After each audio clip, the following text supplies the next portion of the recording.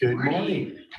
Go ahead. Okay, I'm Elissa Richards, chairperson of the Utah Geological Survey Board, and I'd like to call this meeting of the Utah Geological Survey Board to order. It is now 8:30 a.m. on August 10th, 2022. This meeting is being held both in person and virtually with Google Meet. And in compliance with Utah open meetings laws, this meeting is being recorded in its entirety. This recording is classified as a public record, and the following board members are in attendance: Elissa Richards, Ken Fleck, Becky Hammond, Sam Quigley. The following board members are absent: Rick Chestnut, Riley Brinkerhoff, and Dave Garbrecht. The following individuals representing the Utah Geological Survey and the Department of Natural Resources are in attendance: Bill Keach, Division Director; Mike Hillen, Deputy Director; Jodi Patterson, Financial Manager; Cheryl Guston, Board Secretary; Mike Vanberg, and Holly Brown. And any others? We have several. Lots. Yeah. Okay, you want to tell me your name? Hi everyone. My name is Hector Zamora. I'm a new hydrogeologist. Oh, We're great. going to introduce them in a minute. We can Okay. introduce them now. Go ahead. Yeah.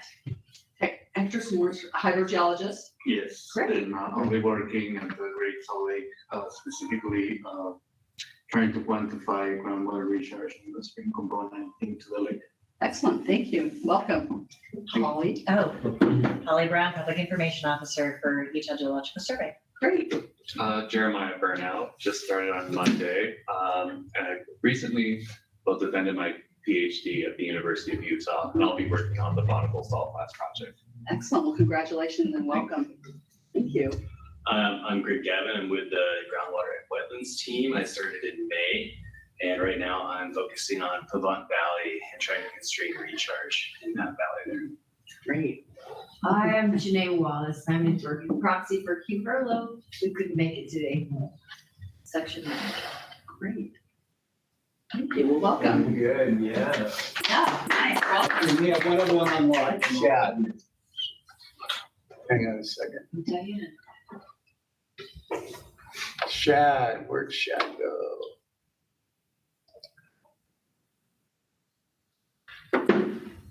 Are you still here, Chad? There you are. There you Yeah, go. I'm still here.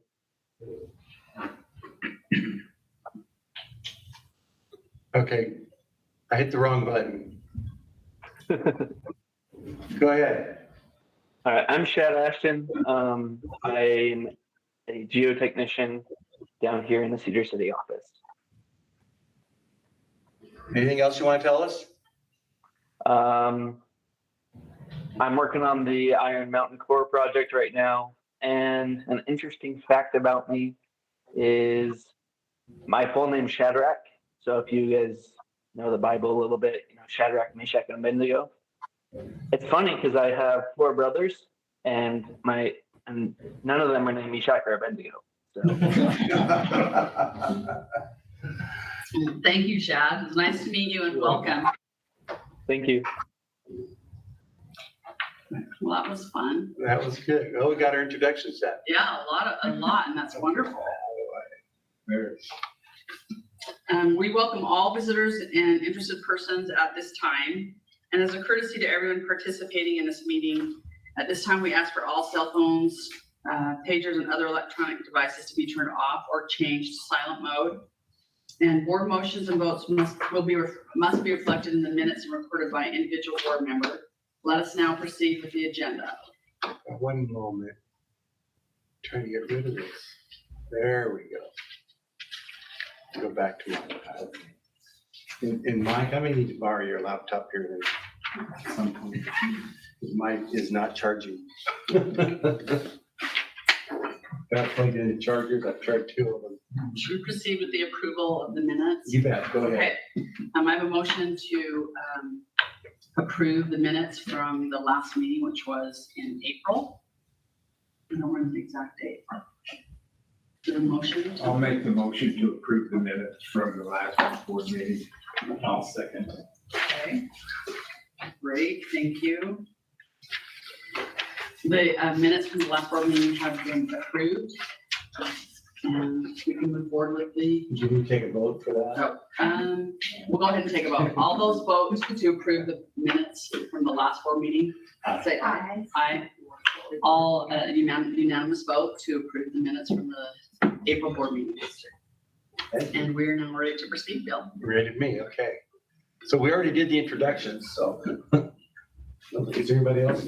If I may, there's, I think, another action item. Yes, The, there is. Oh, the proposal. Contract. Yeah. there we go. I love the action items. Oh, to approve the contract proposals that we all were able to see. Okay. That's right. Yeah, Okay, so I'm going to the motion to approve the contract proposals that we already have been made aware of and have approved. This is a formal approval. Do I have a motion? Do we need a discussion on any of them? Okay, how about a motion to approve them? So moved. Okay. Second? I second. Okay, thank you, Becky. We have, how about a vote? All those vote in positive for the. Aye, say aye. I approve. Thank you. It's unanimous that all the contract proposals since our April have been approved. Now we're ready to proceed. okay. So retirements, we'll go through some of these. We mentioned before that Linda Bennett was going to retire. She did retire. And Jodi's been working since April by herself on finance. Oh, So we have truly appreciated her Herculean efforts. Thank you. So will somebody else be able to? They're work on starting on the 22nd. that? Oh, nice. That's awesome. So we finally got somebody. Bob Beek did retire on June 1st. We had Kent Brown's retirement event yesterday.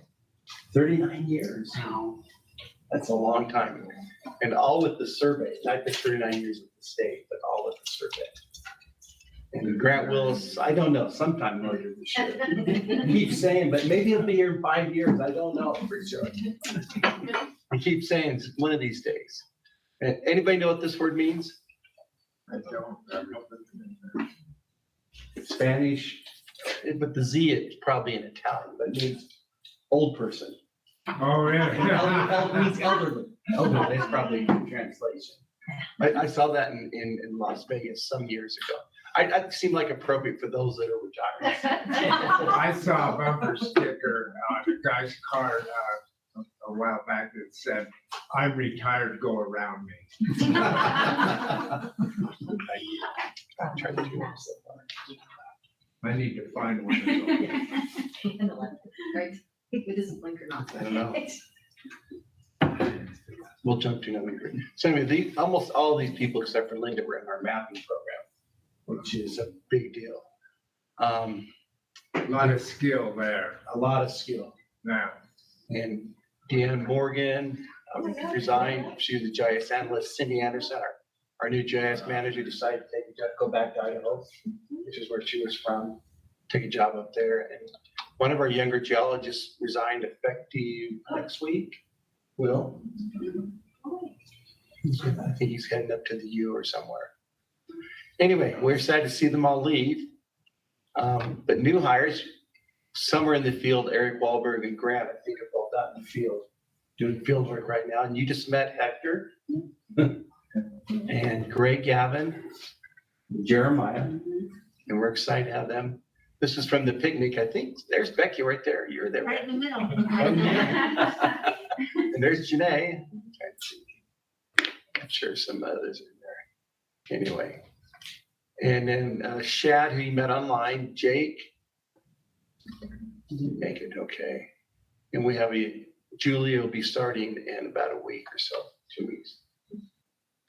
So anyway, lots going on here. I'm still, I say financial analyst, but starts late August.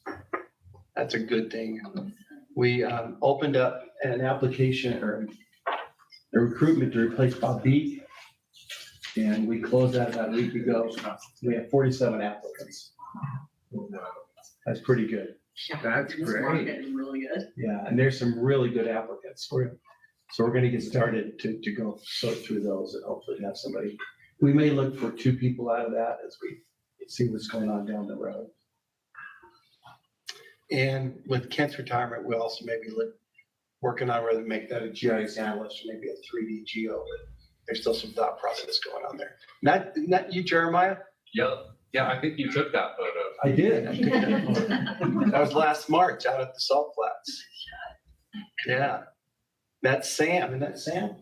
From the AP, yeah. The AP reporter. He asked us, what do you mean by gross salt? So anyway, so I'll just jump in. Any questions on personnel before we move on? Good. Okay. Lots going on. You know, our enrollment, the number of people we have employed. What I did put on that list, I should mention, there's quite a few temps or techs that we've hired. Also, they're going to be coming on board in the next few weeks, work on data preservation. So we just keep finding, we have a lot of grant money. It's driving us to meet the needs to get people on board. So going through, I asked each of the program managers to send me a little write-up. You'll see that in there. But CIDLIS is, they want to fund, CO2 is becoming a big thing, as it has been. CO2 storage is becoming a big thing in the state. Are there opportunities? So there's a couple of things that we're doing there. You know, the CIDLIS, of course, wants to know on state lands, what are the opportunities? So they're going to fund Mike Vandenberg's group to do some effort and research there. And then we're working with the University of Utah on the Department of Energy proposal to do a grant to look at possibly developing a CO2 hub out in And are they still considered CO2 storage in Carbon County? I don't know. Mike Vandenberg's on. Are you still on, Mike? I am. Do you know of any projects out there? I'm not aware of any. In Carbon County? In Carbon County? So we had a project back in 2015 called Carbon Safe, where we were looking at CO2 storage in the Navajo related to Hunter and Huntington power plants. The phase 2 of that did not get funded. However, fast forward 7 years, and now DOE is looking to fund additional phase 2 carbon safe projects. However, Rocky Mountain Power did not want to work with us. So we had to move our site. And so we're working with the Bonanza coal-fired power plant in central Uintah County for a proposal to do a carbon safe phase 2 in that area. That Bonanza plant's out south of Burrows. If you, for those might not be aware where it is. Yeah, I wasn't aware of anything that's active right now. Thank you, Mike. Thank you, Mike. So on this project we're proposing to the DOE, that's, the university has asked Mike Vandenberg to be a co-principal investigator on that. That's kind of a big deal. Require more of his time and effort. Like he's got more time and effort. He's going to retire, take a bunch of it. With all the CO2, we did hire, she should start soon, Julia. I've only met her once, but it'd be kind of like a postdoc position. It's a what we call a TL position, but she'll come in for the next year and help us on these CO2 projects. And then we hired another one. You may have heard us talk about Earth MRI. This is a U.S. Geological Survey driven project to understand the mineral resources. We talk about critical minerals all the time. And so they've got this larger project called Earth MRI to figure out what there is across the entire U.S. A lot of those projects come in at a level of there's no required match on a lot of them, which is a good thing. So we actually hired this person with funding that doesn't really require much match out of our pocket, but we're able to hire this person to work on it. So those projects are actually pretty cool. And I've mentioned this last time, but I left it in again. Earth MRI is funding through the USGS through Earth MRI is funding to finish all those white spots on the left, on the green there, to finish LiDAR across the entire state of Utah. So we've been participating with them in phone calls on a regular basis. What we did to help facilitate is they asked us to reach out to the local tribes. Some of those lands will be covered as tribal lands. So I reached out to the chair of the Goshen tribe and to the chair of the Paiute tribe in southern Utah. We got permission secured from both of them to fly over their lands and use the data. What was interesting is when I went to visit the Goshen tribe, the Paiute tribe in southern Utah, they said, and their offices are a couple of blocks from our DNR offices in Cedar City. And they said, you're the first person that's ever walked in here to come talk to us. And I thought that was odd. And I thought, so I offered, I said, if you ever need anything, feel free to call. You know, if you need us to come down and talk to geology and some of your lands, we'd be happy to come out. So it was a good opportunity to build a bridge, you know, not just to go get this data acquired, but just to make a connection. And the Goshen tribe, we'd actually interacted with them a couple of years ago. The BLM said, hey, can you reach out to the tribe? They thought they'd had a big earthquake out there. Now, if you know where the Goshen tribe is, it's out on the border south of Twilla on the Utah-Nevada border.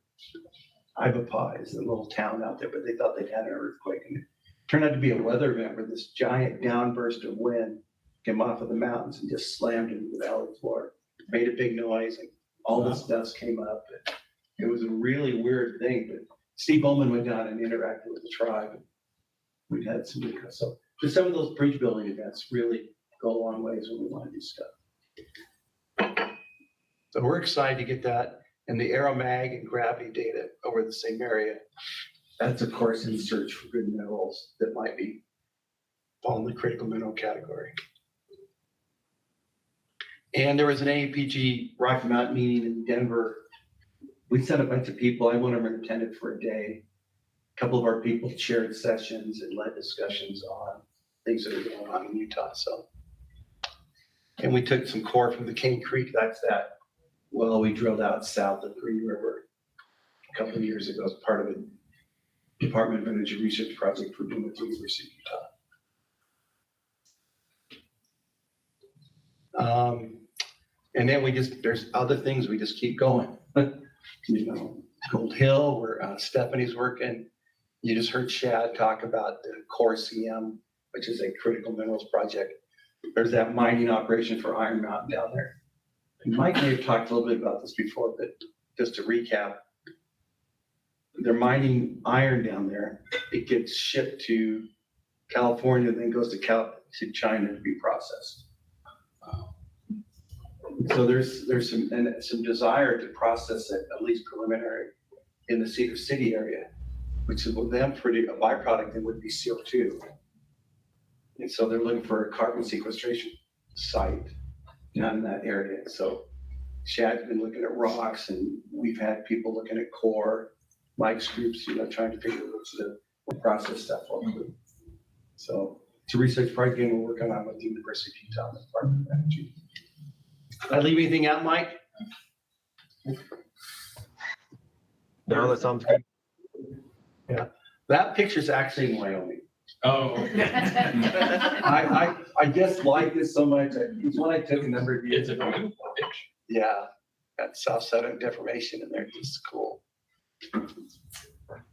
And Cane Creek is the one I just mentioned in Gold Hill.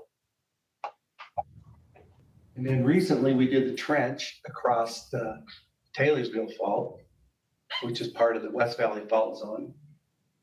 And anybody see the news article online? Fox 13 came out. That's Ben Winslow standing there, right there. And Emily and Adam did the interviews with Ben on this. And so there's a kind of a close-up of at least one break you can see across the fault. So anyway, we hosted a lot of people out there. Yeah. And we ended up with a really narrow window to do it. We'd hoped to start a little earlier, but then the trench, the heavy equipment operator got COVID.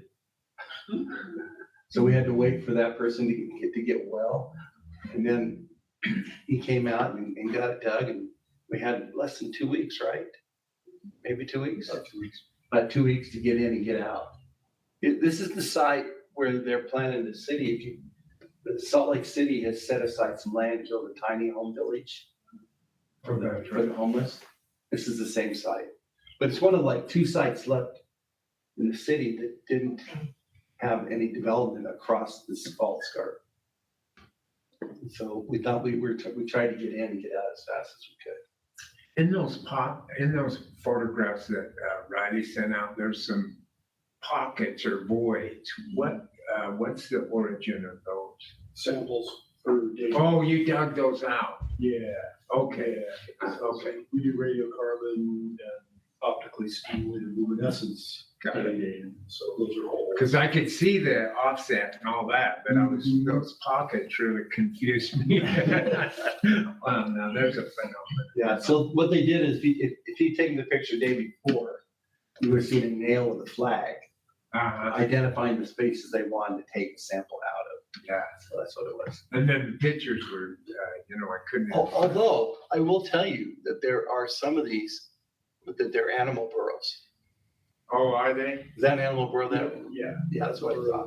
So like a mole or a gopher or something like that. Oh, boy, they're deep, huh? Yeah. Yeah, interesting. They love fault. So Mike, Because it's softer. yeah. So Softer. there was one of them where they kind of dug right down the fall, right? Mhm. Yeah. Yeah. Hey, do you want to explain the geology here real quick, Mike?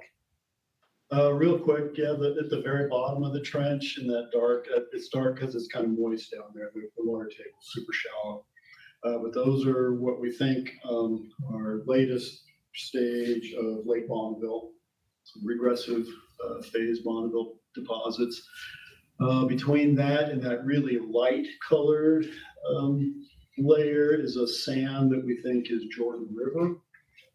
So after Lake Bonneville dropped and Jordan River was kind of flowing across the valley. The really light stuff we think is related to a little rise in the lake, basically between the Bonneville Lake cycle and Great Salt Lake cycle. It's called the Gilbert episode. And then above that, we think some more overbank Jordan River floodplain deposits. And then some marshy clay deposits. And then above that, just kind of Holocene, floodplain, windblown silt. So that marshy clay, that's kind of a wetlands scenario? Yeah. And if our interpretation's right, that could have been deposited around the time of the late Holocene Great Salt Lake high sand, because it came up to a little above our site elevation here. So probably just around the margins of the lake. Yep. We even had a couple of students out here. One was a science teacher from one of the school districts working on a master's. And she came out and worked for 2 weeks in. I think the other one was a student from the U also. So it's a good opportunity to do outreach and to get our local teachers engaged as well. And putting out roots in earthquake is supposed to be delivered this morning. That's what John told me. He said he'd poke his head in. Yeah. So we may get this new version. You might get a copy before you leave today. Ooh, that's So- too bad. This is a big thing. I mean, there's a lot of updated information. The magnet earthquake's in here now. There's a lot more stuff about Washington County and Logan area in terms of faults. Good step-by-step instructions on back, what to do, how to prepare for an earthquake. So a lot more good information in here. Sorry, we talked a little about the earthquake. This got funded, I think I told you officially, and we started the study on this. We actually, I think Steve Bowman met with the UU and the Division of Emergency Management about a week ago to kick off this project. Those are beautiful drawings. Those? Yeah. Yeah. I mean, I think that's spectacular. Give us an idea how this might work. We'll talk more about that a little later. So groundwater, 3 new geologists, as you've met. And wetlands, 3 temporary geotechs are all in the field right now. There's a lot of field work going on. Summer's the time to get up into the mountains to do wetlands field work. House Bill 118. This is a wetlands amendment bill. We mentioned it before. But one of the big things that our folks are working on that Diane Manus and Becca Downer are working on. So we have to give a report to the legislature on what they call a lieu of fee program. Right now, if you're gonna mess with the wetlands you're building a house, you have to do the work just on that little piece where your property might touch. So the state's looking at a program, could you pay a fee to the state? And the state could choose to use those monies on a bigger project collectively if they want to. So we got asked to do an assessment, and our first report to the legislature is due in the November session. So it'll be a preliminary report. The final report's not due till next year. But there's about $25,000 appropriated from the legislature for our folks to go work on that. And they're engaging other agencies as well. And Bonneville Salt Flats, we just met Jeremiah. I'm really interested, and he said this as well. With all that rain out there, I'm interested to see how this impacts our groundwater levels. One of our big things, do you want to say anything, Jeremiah? Just work planning field work later in this month, and we have almost 40 transducers out there, so I'm very excited to see the jump in water level to the decline related to that. We'll get an idea what storms do on the salt flats, if they help the salt growth. So this has been a big project involving a lot of people. The BLM had us out here. The reason I went out on Sunday was they're filming a video, a training video actually, on how do they use science to drive decisions on some of these lands. And they were interested in kind of our start. How do we use our state money to herd a bunch of cats? That's what I called it. To kind of head to it. Because we had Intrepid Potash, we had the BLM, we had University of Utah researchers, we had the Racing Association. We're trying to get all of them folks to agree on how do we do this. That was a big effort. And it took almost a year, and people were wondering what's going to happen. It just takes time to get everybody lined up. But once we got it, we did the big salt laydown earlier this year. An extra 100,000 tons or pounds, excuse me, not tons, pounds of salt out there. So no, it was tons, wasn't it? It was tons. It was tons, extra 100,000 tons of salt laydown earlier this year. Mapping. We're really in the middle of probably the biggest change this program's had since it got formed. We got formed, Grant was one of the first people they hired in when I think Genevieve Atwood was the director at the time, and they said, let's create a mapping program. Lehigh Hinsey from Brigham Young was a big driver, and Helmut Doling at the time. They thought we needed a mapping program, so they started one. And a lot of those people are now, we had Doug retire a couple of years ago, and we got, Grant's on the verge, and Bob Beek left. So there's a big change. And this is what I call a crew change. A big crew change going on in our mapping program.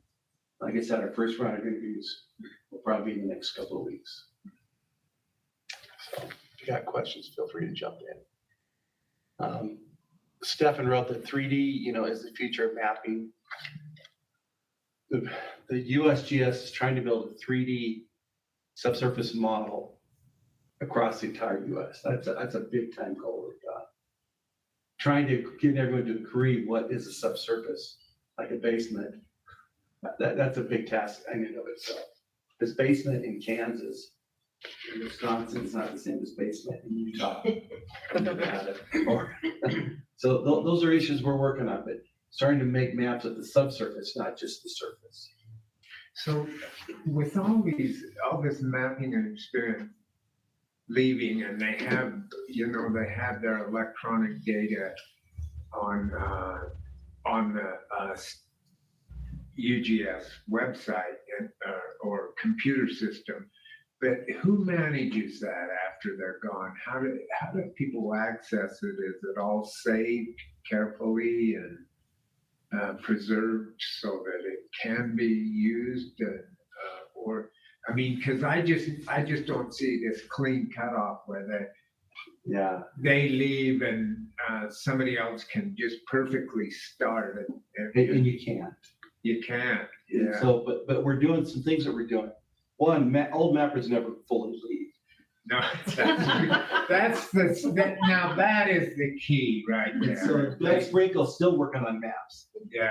He's been gone for so many. And he can be working with new people coming in and so forth, so that there's some kind of nurturing going on. And Bob Beek is not going to retire. He's still working on his giant mega slide work. Yeah. He- God, that's such an interesting story. Yeah, I don't and he's know still, how you he's quit on the that. third one, right? Yeah. So that work will continue. Helmut Bowling is still mapping. Oh, is he? Yeah. 92.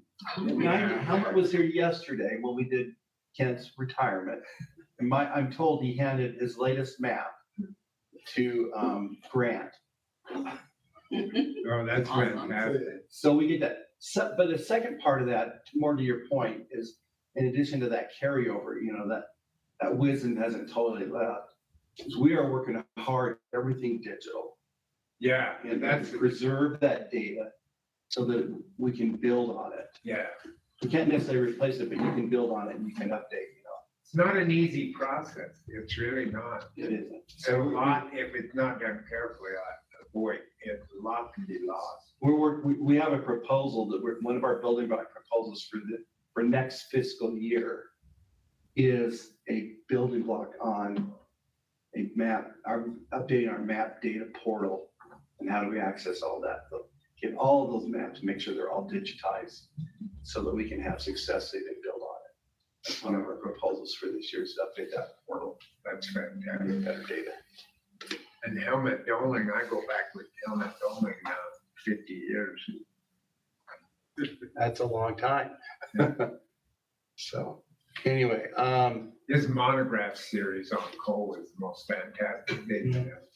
really? Oh, it's incredible, isn't it? It's the most beautiful. I guard I should go mine. read it. I have a guard on mine. I have all three. You don't want to lose them. That's good. And again, this is a carry from last time, but our funding fiscal year 23, which started July 1st. More funding than we had last year. We're just trying to, Grant and I had agreed last year when he's putting forth this new state map proposal, we could ask for less. I said, it's okay. We don't have to go for the max. And the max this year was $1 million, 500,000. They break it into two parts, but I said, we can ask for less. And he said, we'll ask for less. And the proposal came back, it was like 900,000 of $1 million available. Grant, I thought we were gonna ask for less. But there were other programs that wanted to jump in and there's a lot more cross activity going on between the programs now on state map, because state map in essence provides for me the fundamental basis from which almost every other map we do, every derivative map we make on minerals or whatever, it comes out of that basis. So we asked for the 900 plus and we got 600, which is about on par. We get about 2/3 what you asked for. So anyway, it's a red arrow because it scares us to some extent, because on the state map, it's always a 50-50 match. When the new executive director came in, he said, what's one of your biggest concerns? My biggest concern is finding match, because there's plenty of money available. But finding the match is really hard, so we have to be careful. So anyway, and our executive, sorry he's not here, but he's on a tour this week of all the offices. Today he's in Richfield, tomorrow he's in Cedar City, yesterday he was in Price.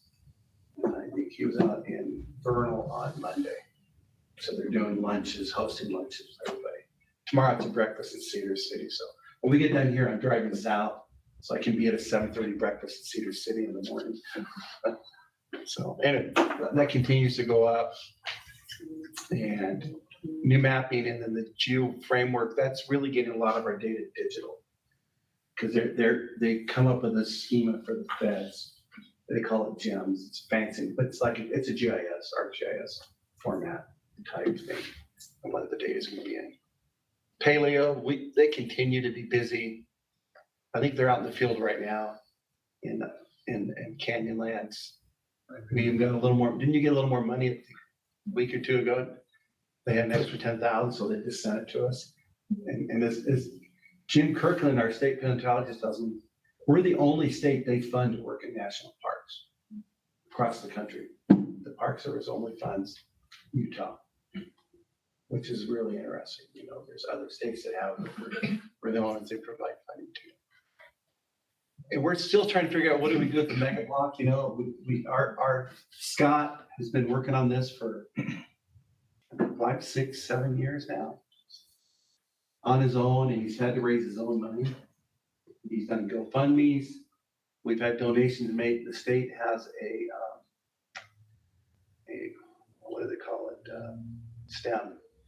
A STEM account that you could donate money to. It's a tax deductible organization. It's hard to donate money to the state as a taxable, tax exempt. So the STEM fund does that. But Scott has told us, look, I've got maybe a year, maybe 2 years left. I'm done. I mean, he's 70 now. He's an anciano.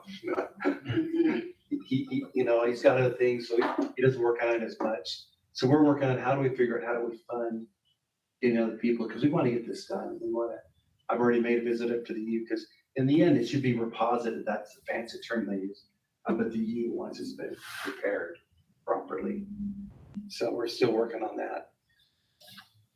Can you ask for just a one-time funding? We could, and we have it. In this building block, I think we put it in there. That was one of our building blocks to ask for some one-time money. We're asking for 140,000 to be spread out over 3 years, or 120, excuse me. Would that do it? That'd get us way down the road. That's 40,000 a year for 3 years. So we are making that request. So we'll see what they say. But you know, if the state's gonna have this, the state's gotta own it. They gotta own the responsibility, get it prepared, done properly. Our geologic information, they continue to be busy.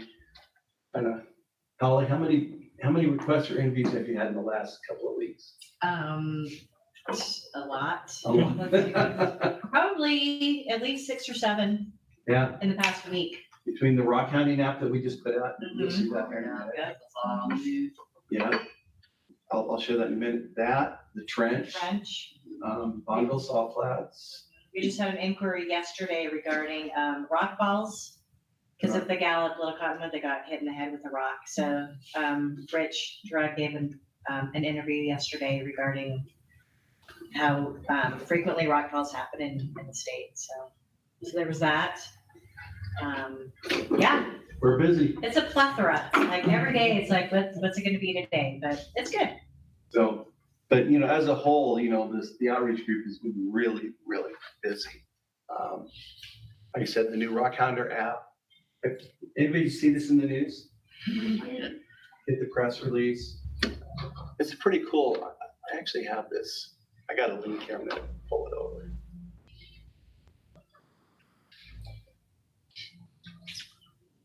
So what I like is there's this big thing about rules and regulations about what you can and cannot collect. So that I mean, it's a big red button. So, but once you've read it, you can say you understand. But now you can go in, you know, and click on a site. See, like a little screen doesn't have the same resolution.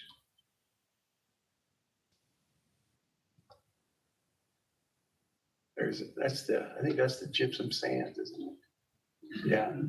So anyway, you can click on these sites. There's directions. Holly, how many sites did you check? I think I went to about 8 or 10. We divvied up amongst our staff. Take the app, go read the directions, see if you can get there. Does it work? And so this has been fully checked out. Anyway, we're pretty excited. We've gotten a lot of response to this one. Completely updated version of putting down roots in earthquake country I mentioned. This was a graphic that the governor's office ended up using, and DNR, Channel 13 News. Jackie and our GIO made this graphic of Jordanelle Reservoir. You know how much drought has affected it. Pretty crazy.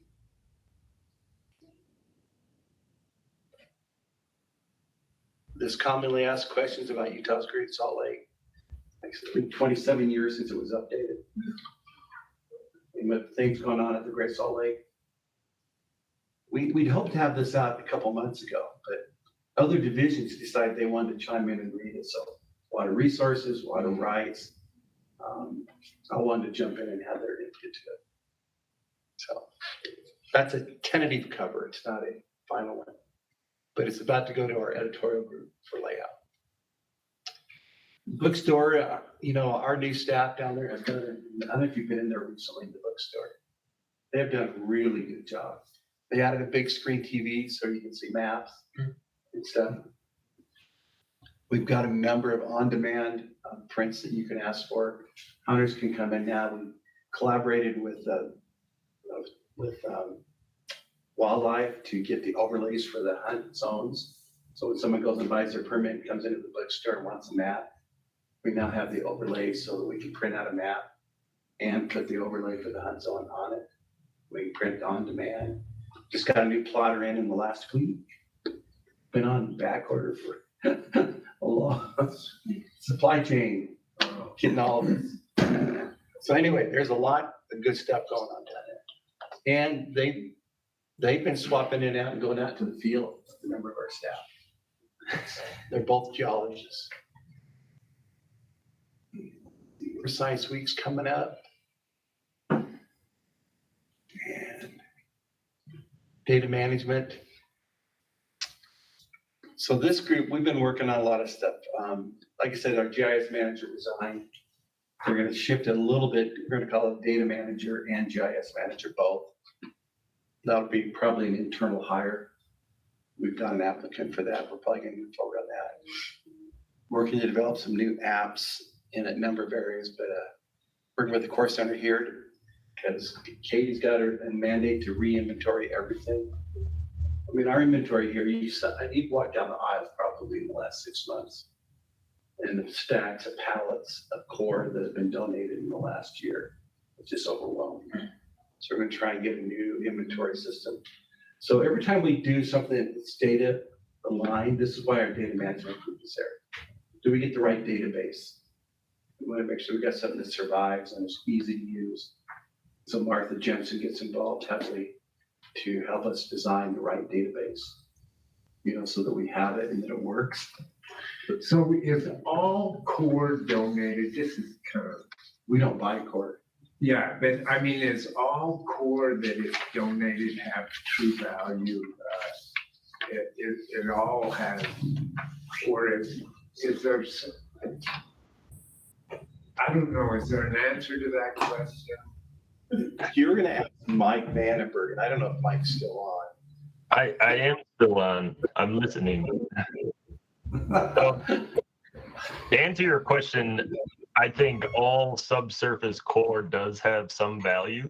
Obviously, some cores are much more important to different studies and different research that we're performing.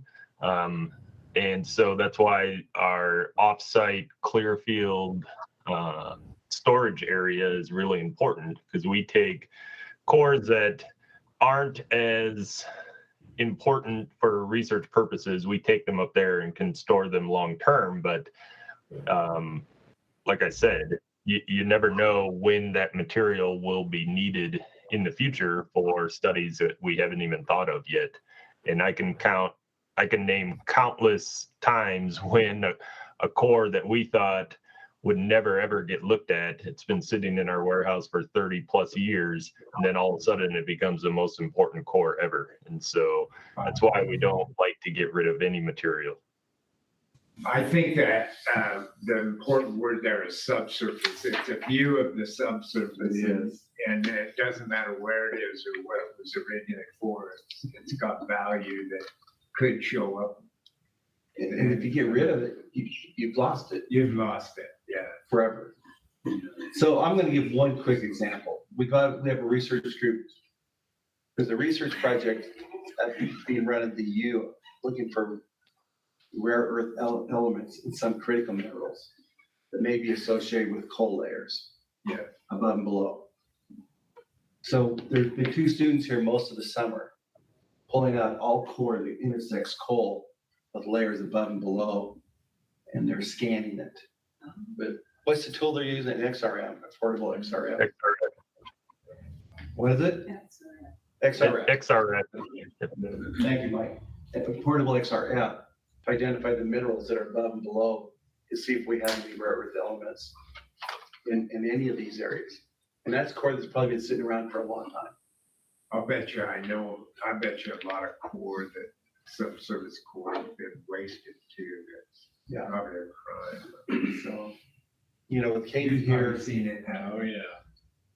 Lots of it. yeah. So we're working hard. Yeah. We work hard to, we don't, Mike, I don't know if Mike's ever turned down an offer to donate core. Well, The only time we turn it down is if it doesn't have any location information or other geologic context. Then it becomes rather useless if it doesn't have that associated data. so I wonder if there's value in making it more known publicly that the State Geologic Survey accepts donated core. Because I don't think some of the core I've seen wasted, anybody even consider the fact that it could be donated. We've tried to get people know. Yeah. We do our best to advertise and make sure everybody knows that we're willing to accept core. I talk about it constantly, and but obviously we could always get that message out to other people. It's really hard. I mean, it's hard to target the right people. But, Yeah. Well, if you have suggestions, please pass them on. That's why we have you. yeah, exactly. I'll keep that in mind because I think that's important. Okay, yeah. One group that we're specifically targeting now are mining companies, so the vast majority of our collection is related to oil and gas, but archiving mining exploration core is becoming more and more important. And a lot of times that core just gets dumped on the ground or thrown away. And so that's a project that Shadrach is actually working on down in Iron County. There's an old warehouse full of cores related to that iron deposit, and he's been going through it all summer, and we're going to pull out some of the best material, some of the most representative material, and get that donated to the survey. Fantastic, Mike. Okay. Data manager's also working on, if we do an updated version of a document, how does it get updated in our database? Something they're working on, trying to figure out how do we use the cloud a little more effectively to reduce some of our costs. Everything we put on a DTS, which is the Department of Technology Services for the state, they charge us to use their space. Cloud services too, but we're looking at ways, can we do this more efficiently? And of course, a ton of our databases have had a lot of new data. That's a wetlands map up there, that I put up there. So I'm ready to jump here to funding and budget. Probably a little ahead here, but Mike, at some point we're gonna have to swap. Can we use your computer at some point? I've got, it says a half hour left on my battery charge. In an hour?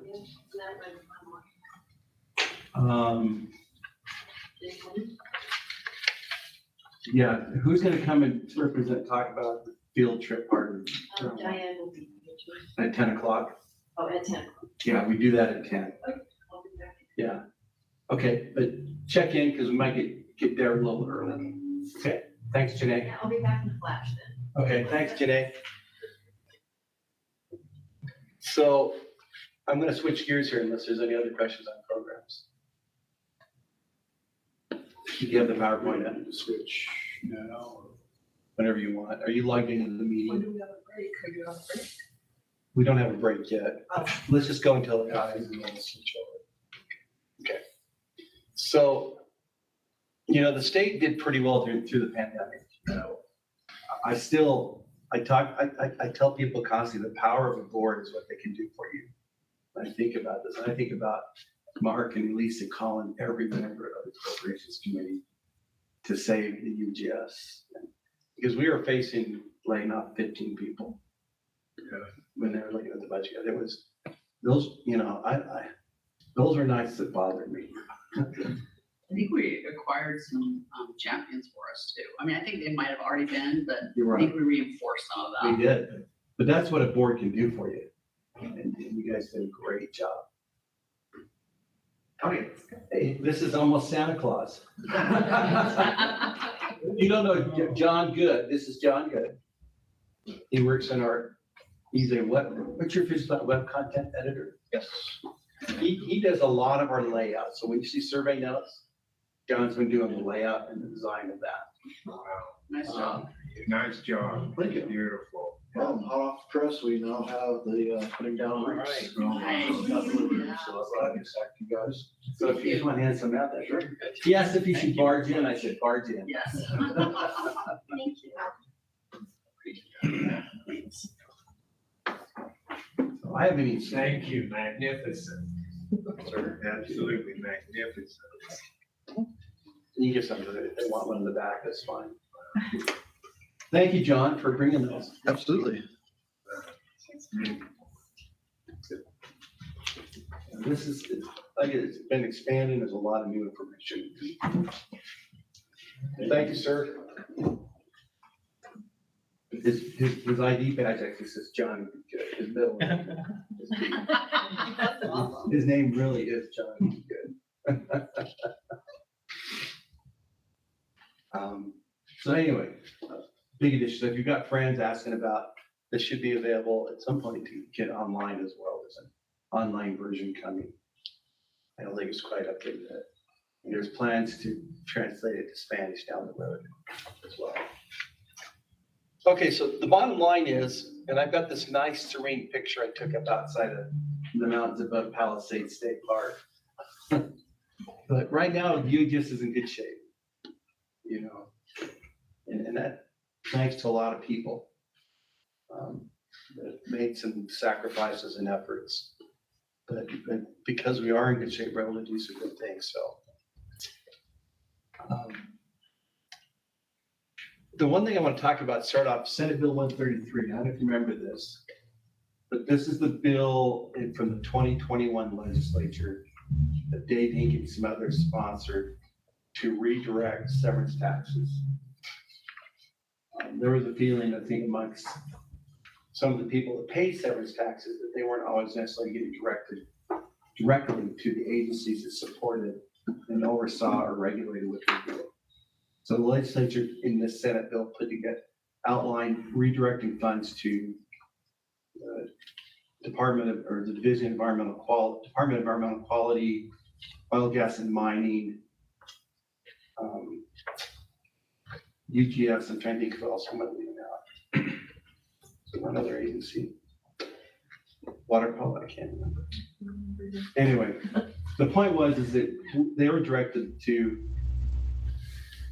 a percentage was assigned to us, and so the UGS was directed to receive 2.5% of the first $50 million in severance taxes that were collected each year. Now, it had been a long time since $50 million had ever been collected. When the bill was written, it was sitting between $20 and $30 million a year. And then if it gets over 50 million, we get 1%. If it goes over 100 million, we get another 0.5%. That money goes into what they call a restricted account. They don't just give us all the money. the money, so what they do is they appropriated, it was an appropriation based on the 3 previous years' average. So 2.5% of what was collected in the 3 previous years was appropriated to our division at the beginning of the year.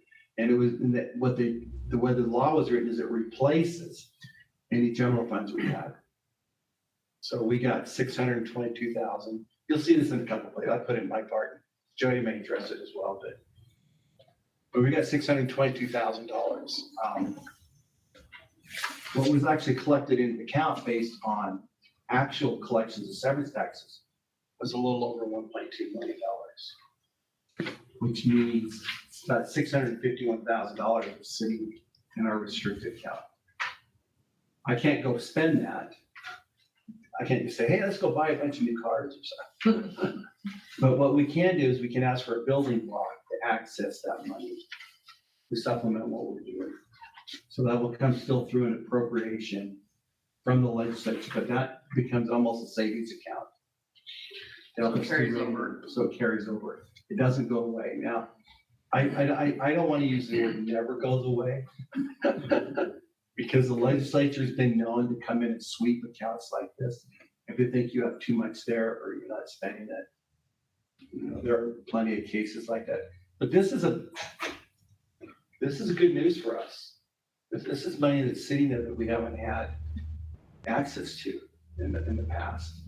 We are still a little concerned about severance taxes because it still can be volatile. You get a downturn in mining or you get a downturn in oil and gas production. You know, just like mineral lease, it can fluctuate. But mineral lease for us was only from royalties collected on federal lands. This is off of production across the state for oil, gas, and mining. So it gives us a broader base. In the So mineral lease, we were restricted or limited to just that year's earnings. This one, it's like, this is in a savings account, we could choose how much we want to have appropriated or not. How do you determine the 255? How do you determine like the amount that you're asking for? that's up to us. So We have to find that sweet spot where we're comfortable, spending that, yet knowing, we'll have. Because so here's the downside of this. Say in 2 years, the revenues drop significantly, but the rolling average turns out to be more than they collect. We're on the hook for that difference from our own funds. So say they appropriated, I'm just gonna pick a magic number, $1 million out of it to us. And the revenue collected was only 600,000. We'd be on hook. We couldn't spend the $1 million even though it was appropriated because the money was never collected. So this is all new to other agencies that have had these before. We have not. And so this is all new. But as we sit together as leaders for this organization, we're saying, we got to keep some for that rainy day, when something happens. So the example I gave you was a little extreme, but. And then like you mentioned, we got to be careful not to accumulate too much because then they might come sweep it. And we've seen that happen with other funds. And so, yeah, we got to find that balance. So we're trying. So in this case, we're going to make 2 building block requests of one-time money. So we'll keep, not quite, but almost, if they approve it, we keep almost 400,000 still in our carryover too, as our savings account for that rainy day. If that amount continues to build, we'll continue to come back and ask. We thought we should ask for some of it. And the 2 projects, I did put the building blocks because we just turned them in on Monday. And we haven't even had DNR approval to just submit them to the governor's office yet. So you'd hear about them in our next meeting, but we're gonna ask for 2 one-times one is for this mapping project to get updated, that database of the map data. That's one place that we'll do it. To make it a portable app, so you can carry the data into the field with you. You'd have it available. That was one of them. So that's the good news. A mineral lease was also way up. And Jodi will tell you a little later that she had to ask a couple of times to change the appropriation for us out of this. So, as it turns out, it looks to me, and I haven't seen the exact numbers, but based on, if you just take that 1.2 million and calculate 2.5% into it, looks like severance taxes were just a shade over $1 million this year, or $50 million this year for the state. So that kind of went right around there. And So USGS. is that all, the mineral lease is mostly oil and gas? That's oil and gas royalties collected on land, on production from federal lands. From federal land, so, because I kind of remember the discussions on the board that the worry in the future is most oil and gas production would not be on federal lands. Do you remember that discussion? Yeah, and we still have that concern. Yeah, okay. Yeah. So right now, the big reason, if you ask me, is that the revenues are up, is it because prices are up? Oh, I see, yeah, so It's not the production. Production is up some from 2020, 2021, but it's not, it's really the price that's driving. it's $100 a barrel stuff. Yeah, How long is that and projected? $8 for gas. That's the big, gas. Oh, that's for natural gas. Natural gas between $7 to $8 for MMCF. We haven't seen that for 15, 20 years. Yeah.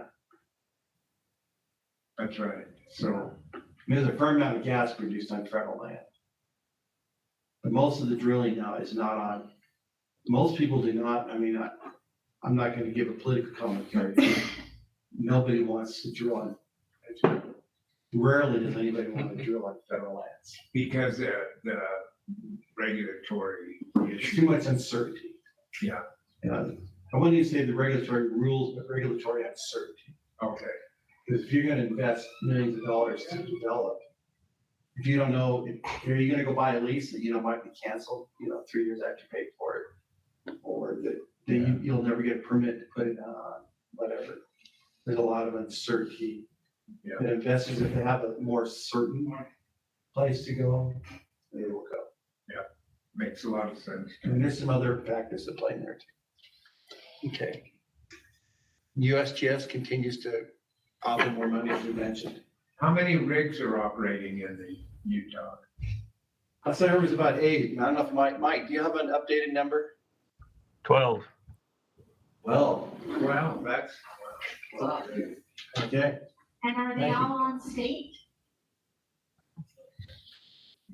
Mike, do you know the breakdown at all between state, fed, and reservation or tribal lands? I do not know the exact breakdown, but the vast majority are on tribal or private. Yeah, that's what I thought.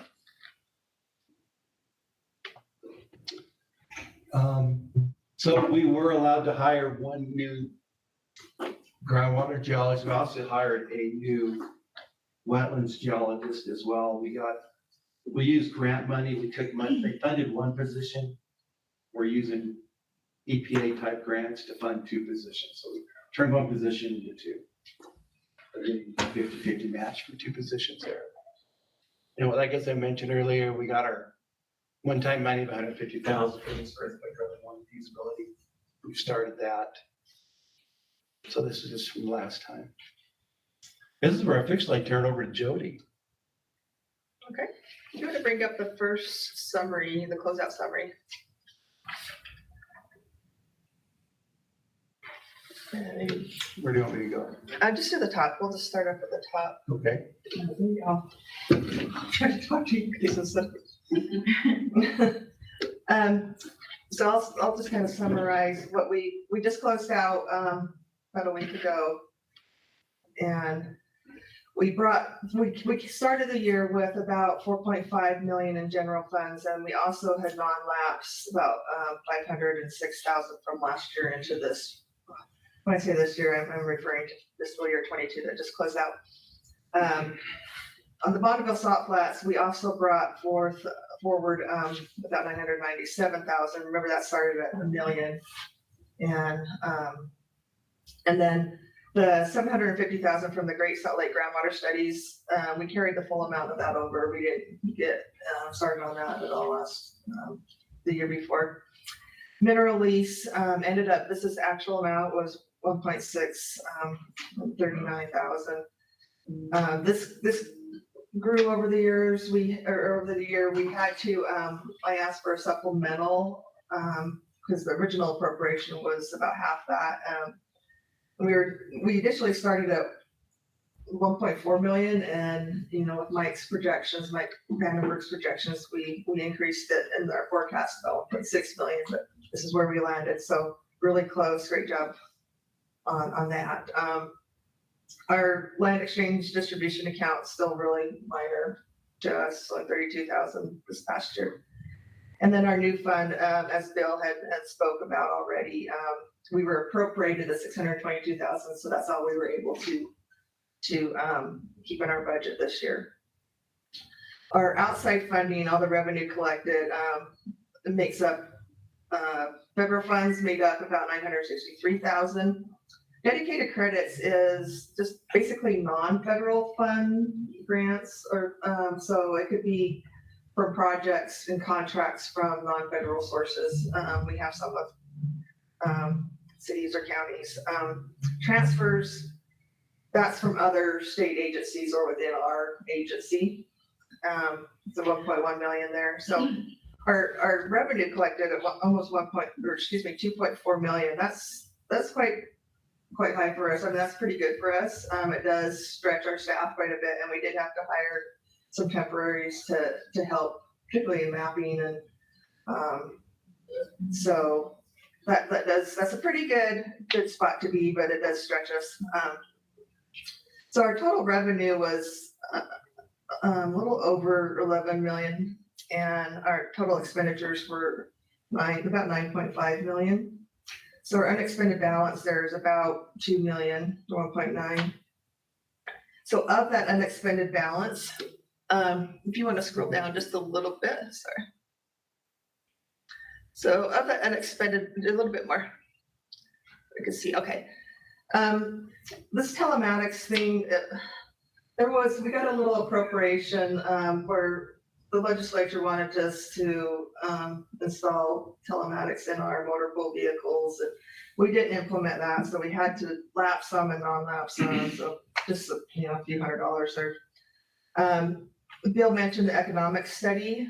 We had 100,000 appropriated to us for the economic study, and it came in less than that, so we had to lapse the difference there of about $6,800. The Bonneville Salt Flats, we dipped into that quite a bit this year with the 500,000 to Intrepid to lay down the salt. But so there's still a balance of about 427,000 on that. I did make a correction. These last two are switched. So the Great Salt Lake groundwater studies actually non-lapsed 724,000. Okay. And the general fund for the UGS was 834,000. So that's pretty good. We had authority to non-lapse $1 million, and we came in under, so we don't have to lapse any. So that's great, and that's a good amount.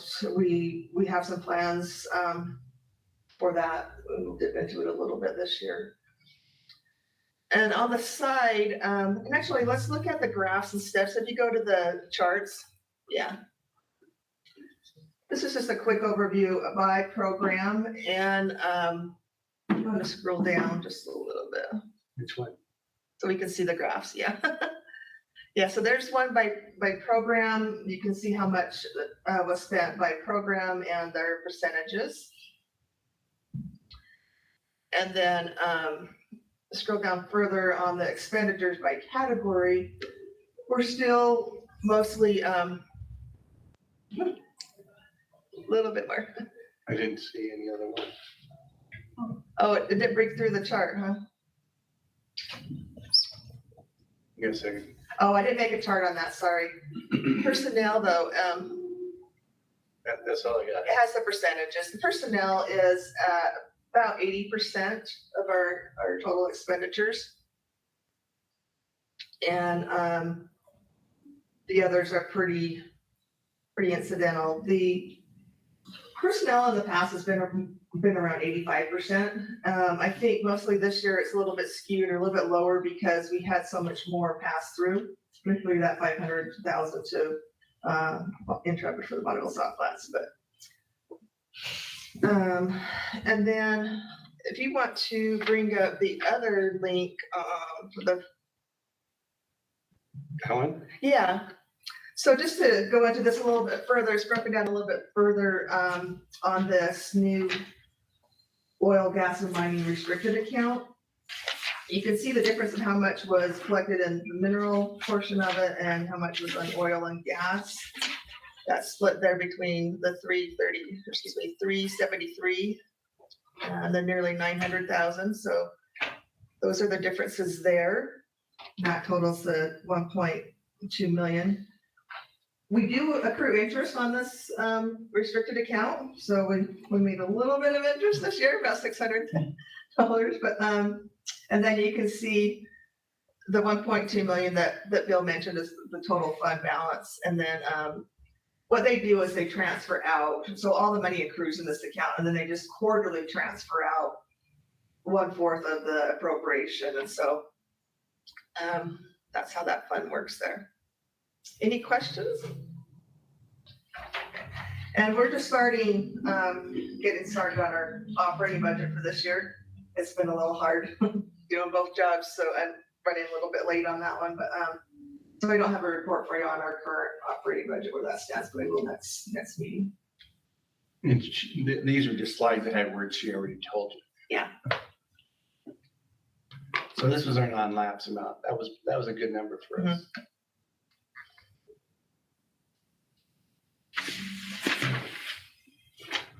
See if there's anything else you want.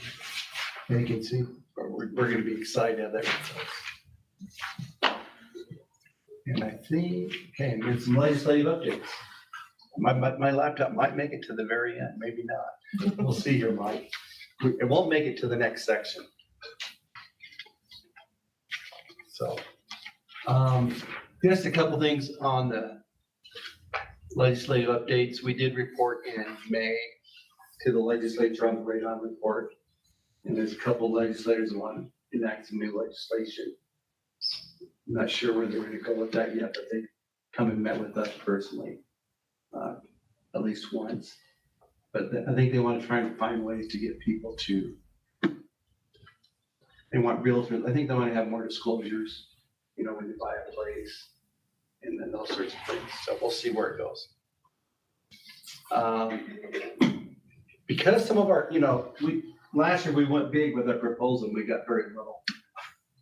And one of the, so we figure, okay, maybe what we need to do is better educate those that make financial decisions at the legislature. How do we get them better informed to help fund some of the things we do?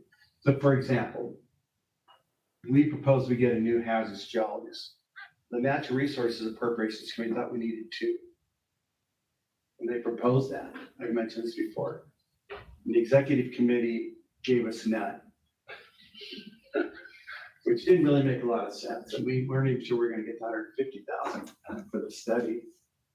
But so what we decided to do is to start educating these legislators. So we took a legislator and some people from the governor's Office of Planning and Budget, you know, fiscal analysts as well. And we took them to ENIC in Parowan Valley to show them the groundwater subsidence.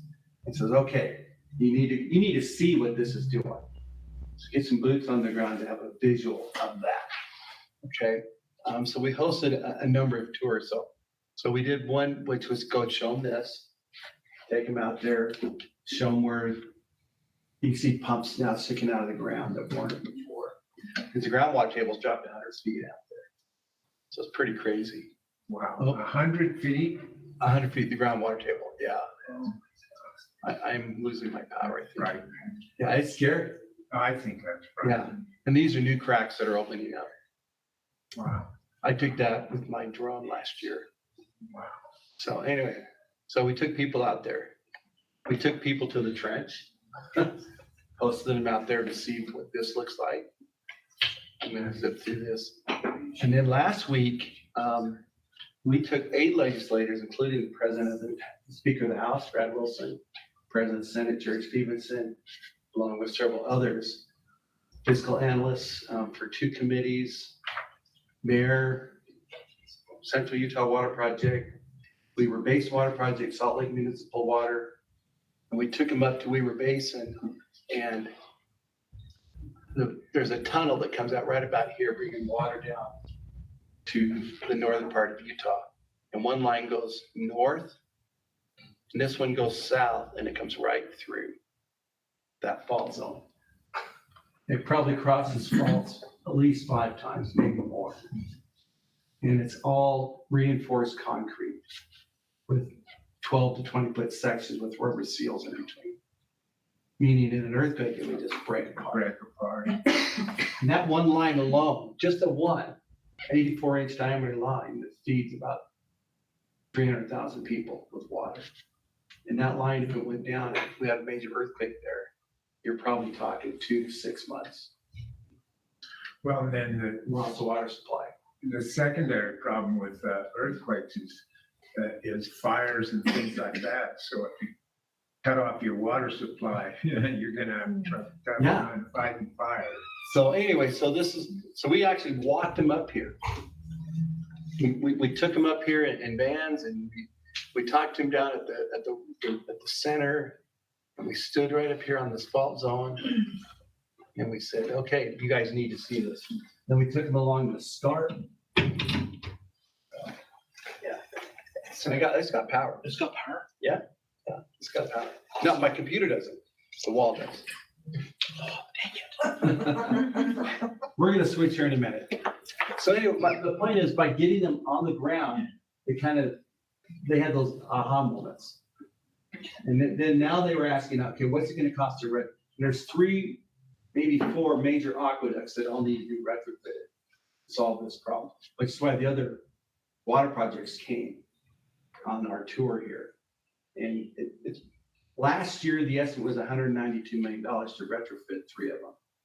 It's probably 200 or 300 million. I mean, 300 million now with our supply stuff. But they would replace all that whole section there. They would reroute the line. They'd cross the fault once, come down here and run down that side. They'd use 1-inch thick steel, where it crosses.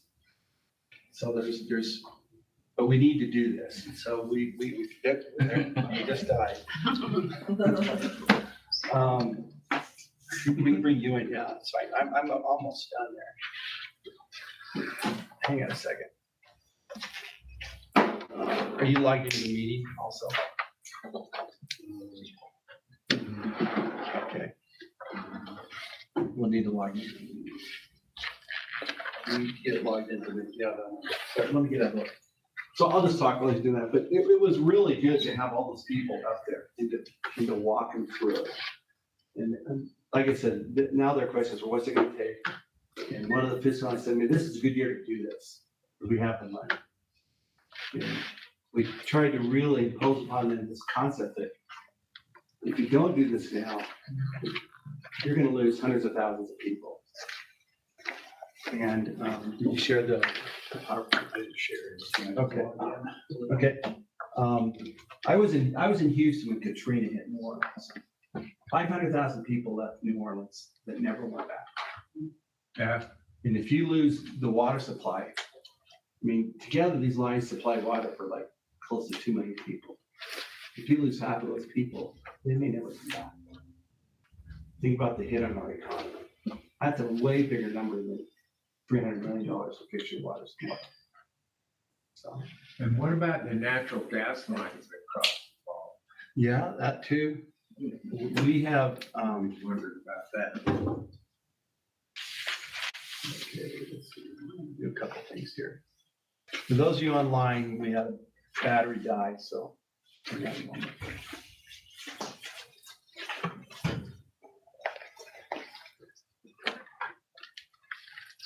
moment.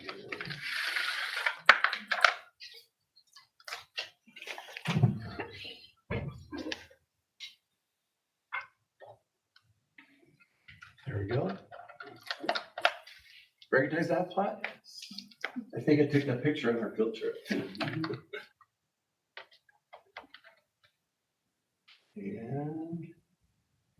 what other thing do I need?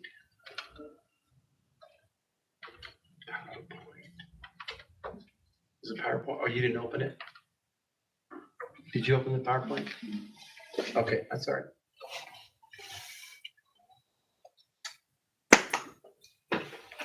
Driving somebody else's computer.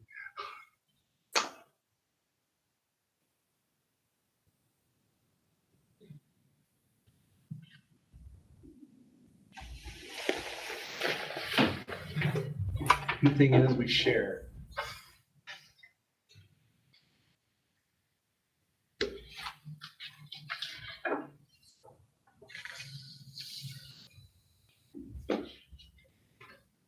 Thank you, Paul. Has anybody not met Paul Kedge? Hi, Paul. Hi, It's a pleasure. I've been watching you for ages now. Always a pleasure. Paul is the wizard behind the screen, you know, the curtain. And, let's see, I can probably drop down to where we're almost ready.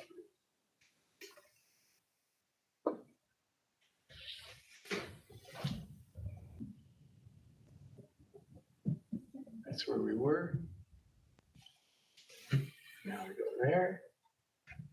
Okay, there we go.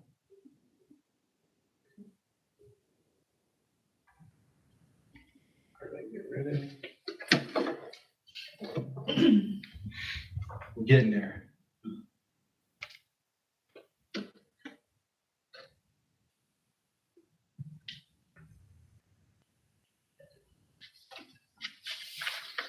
Okay, I think we're back. Thank you, Mike. We made it. Okay. So anyway, the message was received. That was a good news. So that was one of our objectives this year, was to get out and educate legislators. And what the good news was that they were all willing to do that as well. You know, the LFAs have all often said, let's get out. We want to see what you do. And we have a better appreciation. And we have some pretty good advocates in the governor's office of planning. That's what we do. This is just a summary of what we did last. There were some targeted pay increases. The one thing that we got challenged on by our own staff was that the governor's office recommended these targeted raises because they felt they were out of sync with market. And we got named by our own staff that we were not in line with. Why didn't our geologists and our project geologists get targeted, or our senior scientists? You know, they picked one. And so we had to deal with some inequities. We're still working our way through it, and we're lobbying HR resources to look at the other job categories that are probably underpaid right now in the market. So anyway, we took what we got, but we still have some work to do. And we recognize it. The good news was that our GIS analysts were way underpaid, got taken care of. That was a good one. And the other thing that may cause some concern, I don't have a report. The governor's office targeted, and we mentioned this last time, I'm just bringing it up again, that anybody who was a supervisor as of June 30th would have an option to convert to what they call an at-will employee. So if you're a career, what they call, I don't know what Schedule B, if there's an acronym that it stands for, but you're basically a career service employee with the state, as opposed to an at-will employee. I'm an at-will employee. I'm appointed by the governor can fire me They can walk in my office and say, Bill, you've been good here. We hated you. We want you gone. Whatever they want to say, they put a box. I got, half hour to get out. That's an at-will employee. Some divisions across the state, like all the people in the technical service, are all at-will employees. So the governor's office and the legislature decided in this bill to say, we want to make all supervisors at-will employees. At least give them the option. If you choose to convert to at-will employees, we'll give them, was it 10%? A 5% raise to convert. But anybody who becomes a supervisor after, so if I were to make, Diane's already a supervisor. If I were to make Janae a supervisor today, she would automatically become an at-will employee. No choice. And no 5%. It's nice to Hugh, everybody be really nice to Hugh. That's right. So anyway, that was this law that they passed in the last legislature that mandated this. So it does cause us some concerns as we think about our staff and where we're going and what they want to do. Something we have to think about. Just making you aware as a board of things that we think about. And this was just what we got funded. We got a 3.5% marker COLA adjustment, cost of living adjustment. And this is where I'd say we can take a break. Pretty much on schedule. Yeah. 1-minute break. 10-minute break.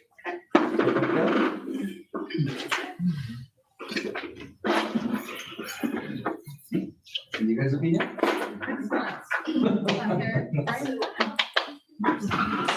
Oh, yeah. So Jodi, the- you turned off those emails today? Oh, did you? Okay. Yeah.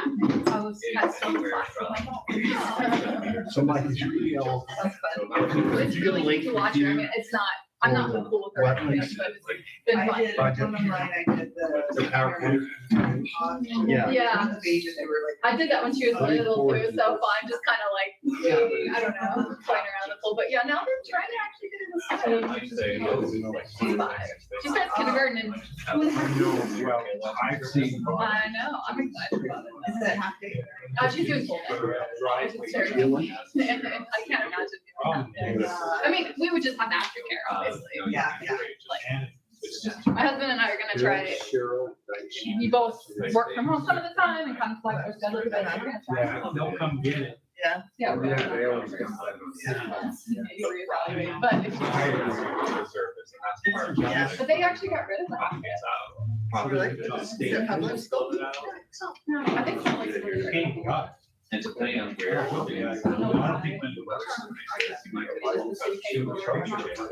haven't even kept track of whether I'm. I think most counties, I think maybe some of the title ones. If you block color that much. I'm not sure. I don't know. I have to look into it. Yeah. Kind of the only option that we're interested Well, my baby started high school. Well, she had 9th grade last year, and it wasn't in the high school, or 9th grade, it was still in the middle school. She was taking my side figure. So she's going into 10th grade in. Yeah. and into the high school. Well, Yeah, her sister was. I don't think there's any way. So. the tension with Graduating class, we went through the Group got 3 years there. Oh, yeah. So like. we so we're going we're everywhere. doing Everybody's really excited about kindergarten. some more. Yeah. Compared to- Oh, yeah. And she just doesn't, like, none of the ones for daycare don't. So we don't need people from the neighborhood, but they're, she's, I don't think she realized what it's gonna be like to go to school. She's like, I don't actually know anybody. Oh, yeah. Like, I don't love that. Water, but the public staff. Yeah. I'm still getting used to it. Yeah, depending on how it's like.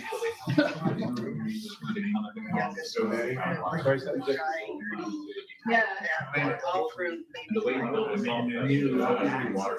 When she went to junior high, I was like, oh no, it's gonna be tough. She's just really smart. And, she just like. The problem is that originally. But you know, on my age, Yes, it was a focus. So now she's a beautiful girl too, and she always. I mean, don't know. Yeah, You yeah. don't always know. And it's like, yeah, so I'm sure, this will be, if they want to bring it. Yeah, she's not, I would not say she's super outgoing, but like in her swim class, she's always talking. You know, I think it's smaller settings, she can do pretty well. I think in bigger settings. But I'm sure it's going to be Choose up your open with. Yeah. helping all the kids. Yeah. But yeah, I'm really excited. Daycare. 2.5 weeks, you have to do after there. Oh, I remember when I got my kids. Yeah. By the time I was. I'm gonna go. I've got campaigning, so it's only a couple feet tall. Yeah. Yeah. October, I don't know. I think for sure. So this is building. He doesn't have, because he was raised there. He wasn't married before, but doesn't have kids. It's not like a heritage hall. He must have told me I must have, yeah, it's not like a secret. probably when Yeah, so. Oh, sure, maybe. I think we were He talking was about. married for a long time, but they never planned out good. He was younger. No, I didn't. When I met him, he was. Oh, he was there, just then together. But always just wanted. I think if I was younger. One thing that was hard. I mean, I was, last week I was driving home. Anyway, I want to get out there. Had a So little. that was There was some study done. There's a seasonal groundwater level change, which is temperature. Get together and wander around the. So if you shifted, say, the water level goes up. Trigger finger I'm always in. from, overuse doing way too much construction. Because they started to go a little crazy. That's really. I mean, I would say it's funny, but I guess it's not really funny. No.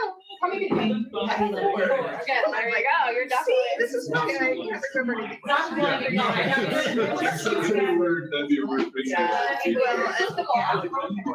No, it's just I don't remember it said I it. feel like it's always the mom. Yeah, who's always trying, everything. Yeah. I don't even know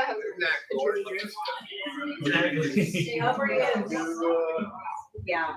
Yeah, you just got everything going on. He does a better job of styling. You can't type. Turns out. Well, I'm doing, no, I'm right now. Doing more, yeah, but now I. Okay. Yeah.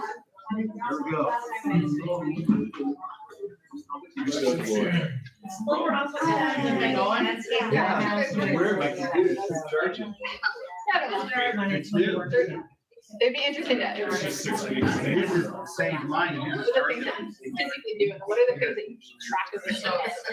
Like, my daughter has a right now, they have a menu, so if she can't eat what they have, then I try to. Have you ever taken?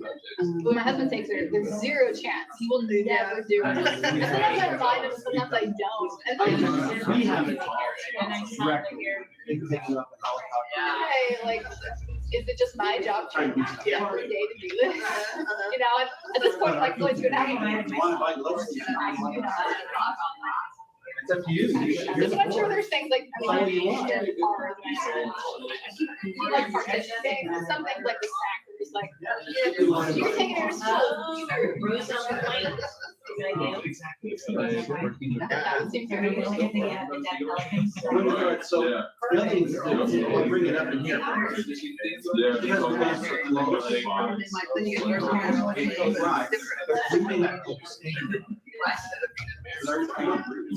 Jodi tells you that we can't put people up on our cell.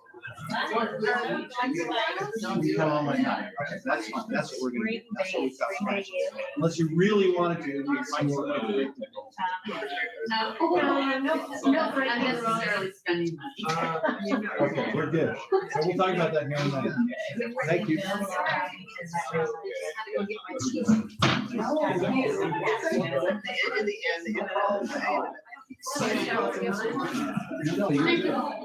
is a little bit of a lot, depends on how far we are. How late. Yeah. Oh, really? Sounds Yeah. good. Do I feel like calendar, photo winner? Yeah, it was always just like, what's the? There we go, too. It's- Yeah. It was on the committee this year. I have a farm. But he got his own business a couple years later, created his own business in Farmington near my home. So there's considered Okay. that was a nice facility, but like, we got along. It's like. Like you could figure it out. Yeah, we got along and it was, That will cover all. That was what you guys trying to. and the news was Yeah, like, kind of what kind of driven by. I think it's. We have your PowerPoint up. So we're going to switch that. We're here. Diane. So it was really seamless because, Oh, there's Diane. so anyhow, but yeah, it worked out. Is everything good It to go? continues to work out. Yeah, we're all good And to once go. they get into high school, they tend to spend more time. So Riley never made it. Anyone here from Riley? That's weird. He normally would let us know. Yeah, it's not Riley-ish.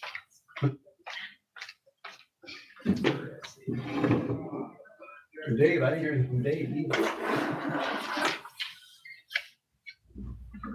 Do you need a certain amount to attend to pass the motions, approve the motions? How many, what's your? We still had a majority. Yeah, it has to be majority. Majority. I Yeah. have 5 in mind, so that's good. So are you ready to get going again? Yeah, let's get going. Okay, so talk about the field trip, and we were gonna have Hugh, I changed it to Janae. Hugh had a family emergency, had to head out this morning. He headed up to Washington. So we adapt. And Janae has been very gracious to step in and deliver a presentation and probably didn't fully prepare. So I'm going to pass it to Diane. All right. Well, look, so anyway, and we have Diane who's joined us. She leads our Wetlands Program. That's the right term. Yeah, well, yeah, I'm in the Groundwater and Wetlands Program and I lead the wetland She leads the aspect of the Wetlands. research. She's our guru on that. So anyway, so I'm gonna jump in here. This is just a slide I showed before. So quick overview here. Did Andrew make it? Yeah, there's Andrew. And Andrew's back there too. Okay, thank you, Anthony Stefan. So we're gonna do day 1, which is the morning, we'll go in detail on all these here. But we're gonna get up to the Great Salt Lake Shoreline Preserve. Look at wetlands and that kind of stuff. And I think in the afternoon out to Antelope Island, and then we'll come back here, spend the evening at home. And then on Friday, we'll get out to Roselle Point and the Great Salt Lake North Arm, Spiral Jetty and Spring Bay. So that's the plan for the 2 days. So in that, I'm gonna turn it over to, You want to talk about this, Diane? Sure, I don't know that I'll have a whole lot other than these bullet points more or less, but I can talk a little bit sure. about the Great Salt Lake Shorelines. It's property that's owned and managed by the Nature Conservancy. And it's probably not the only, but one of the bigger preserves around Great Salt Lake that isn't preserved in a series of large impoundments, but has maybe somewhat more natural hydrology. The preserve's been really concerned about their water because there's increasing development on the east side, and that's led to them getting less irrigation water in the past if there wasn't like an additional alfalfa planting, and then they just get extra water that they didn't even have a water right to. But as it's getting more and more turned into development, that's no longer the case. And then of course there's on the other side the declining Great Salt Lake water levels. And so they approached us with wanting to know if we could kind of help them out by helping quantify a water budget for the preserve to at least get a baseline for now. And so for this field trip, we're going to start out by talking with the preserve manager. They'll provide Chris Brown, who's worked with the Nature Conservancy, I don't know, maybe probably 20 or so years managing this preserve in a couple of other places. So we'll talk about the background of the preserve and the importance of it, as well as the challenges of management. And then he was going to give an overview of Great Salt Lake, and I'm not sure if I've assumed pertaining to groundwater questions related to Great Salt Lake. If not, it might be Janae. Yeah. So I'm gonna talk about Great Salt Lake. I think as far as the groundwater questions, probably there's a water budget study that for Great Salt Lake, they're trying to better understand the groundwater, the contribution of groundwater to the water budget of the lake. That is a collaborative project with USGS. And so I imagine that's some of what's gonna be talked about. Stefan and Paul are gonna talk about groundwater chemistry and groundwater levels. And then a couple of folks that are working on that water budget study are going to present about that work. The water budget study has a water budget component where they've been installing measuring stations to measure inflow and outflow. There's also a wetlands component, which I'm much more familiar with, where we developed a vegetation map for the preserve, and then we're also doing some remote sensing analysis to look at trends in the preserve over time. And I'll touch on that in a little bit. And then Becca and myself are going to talk a little bit more about the ecology of Great Salt Lake wetlands and habitat. And then there's a really nice visitor center and boardwalk area that we'll kind of go on a tour of and talk about when we're there. So how's that work, Bill? You did great. All right. I chime in that the legislature, this is 2020, that they threw in a big chunk of money for us, 150K out of the 750K that is a joint agreement with the USGS. A lot of money. And we'll have lunch out there too. So are we meeting here at 8? Or are we meeting here at 9:15? Or you depart at 8:30, Just for 8:30, okay, that's why I just wanted to make sure. Okay. Got it. Hector's also involved in that too, that's one Okay. Love to have Hector join us. So in the afternoon, I think this, who's going to talk about this? This you, Stefan? Yeah, I can talk about this. So in the afternoon, after lunch, we'll go across the causeway and we'll look at some geology on Antelope Island. And Antelope Island was part of the recently released Tuella 30x60. So that Don Clark was the lead author on. So he and I will be touring you around. We'll look at some older basin fill. That's the TSL Salt Lake Formation on the southern end of the island. Talk about basin formation and kind of the tectonic setting. And then we're going to look at some of the Farmington Canyon complex. Those are high-grade metamorphic rocks that are well exposed in different parts of the island. We also have a good bathroom stop there. There's the potential to go look at snowball earth rocks. Those are Neoproterozoic rocks that are related to significant glaciation of Earth. These are diamictites, so they're these giant boulders that are set in real fine-grained materials. Really fascinating. Some of the outcrops are hard to get to, though. So we'll see. Don and I are going to kind of flesh out what's possible in terms of a field trip stop. That's where the maybe hike comes in. So we'll see what's possible in terms of getting to stuff before the field trip. And then lastly, we want to talk about fault scarps in the Great Salt Lake, because we have Don has a good compilation, the best compilation of active faults in the lake bed. So we'll talk about that at an overlook on Antelope Island. And then lastly, there's some microbialites. These are basically stromatolite kind of things. These are the real biological engine of the Great Salt Lake. And because the lake's so low right now, there's some that are exposed, that are accessible off the north end of the island. So depending on conditions, again, if it's been raining a lot, it might be too muddy to wander out to this stuff. It's a few hundred yards walk. But if it's not, we can walk out and look at these things that are exposed. And then lastly, we'll turn around and get back to DNR, hopefully by like 5:45, a little before 6 on Thursday. They're dormant. They're dormant. I think that's the way to. It's dormant. They're not dead. So if there are people who have looked at this, you can take these dried out things and you can add the salt water again. They come back to life. They're just sleeping. Yes. We hope. So any questions on? Yeah, that's right. We think that's right. Any questions on day one? Okay. We're going to. That's where we'll talk. So day two. This also you, Stefan, or Andrew?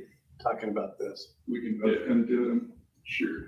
So initially we'll head up to Roselle Point, which is right by the spiral jetty. Elliot will kind of talk about sort of the oil field of Roselle. And then Doggum actually did a cleanup of a weeping well up there. And we'll mention that briefly, but I think the main conversation will revolve around so Ellie and I have been pretty heavily involved in the Salinity Advisory Committee, which is a group formed by Forestry, Fire, and State Lands and the DEQ, really trying to think about how to manage the salinity of the lake. And we'll discuss that.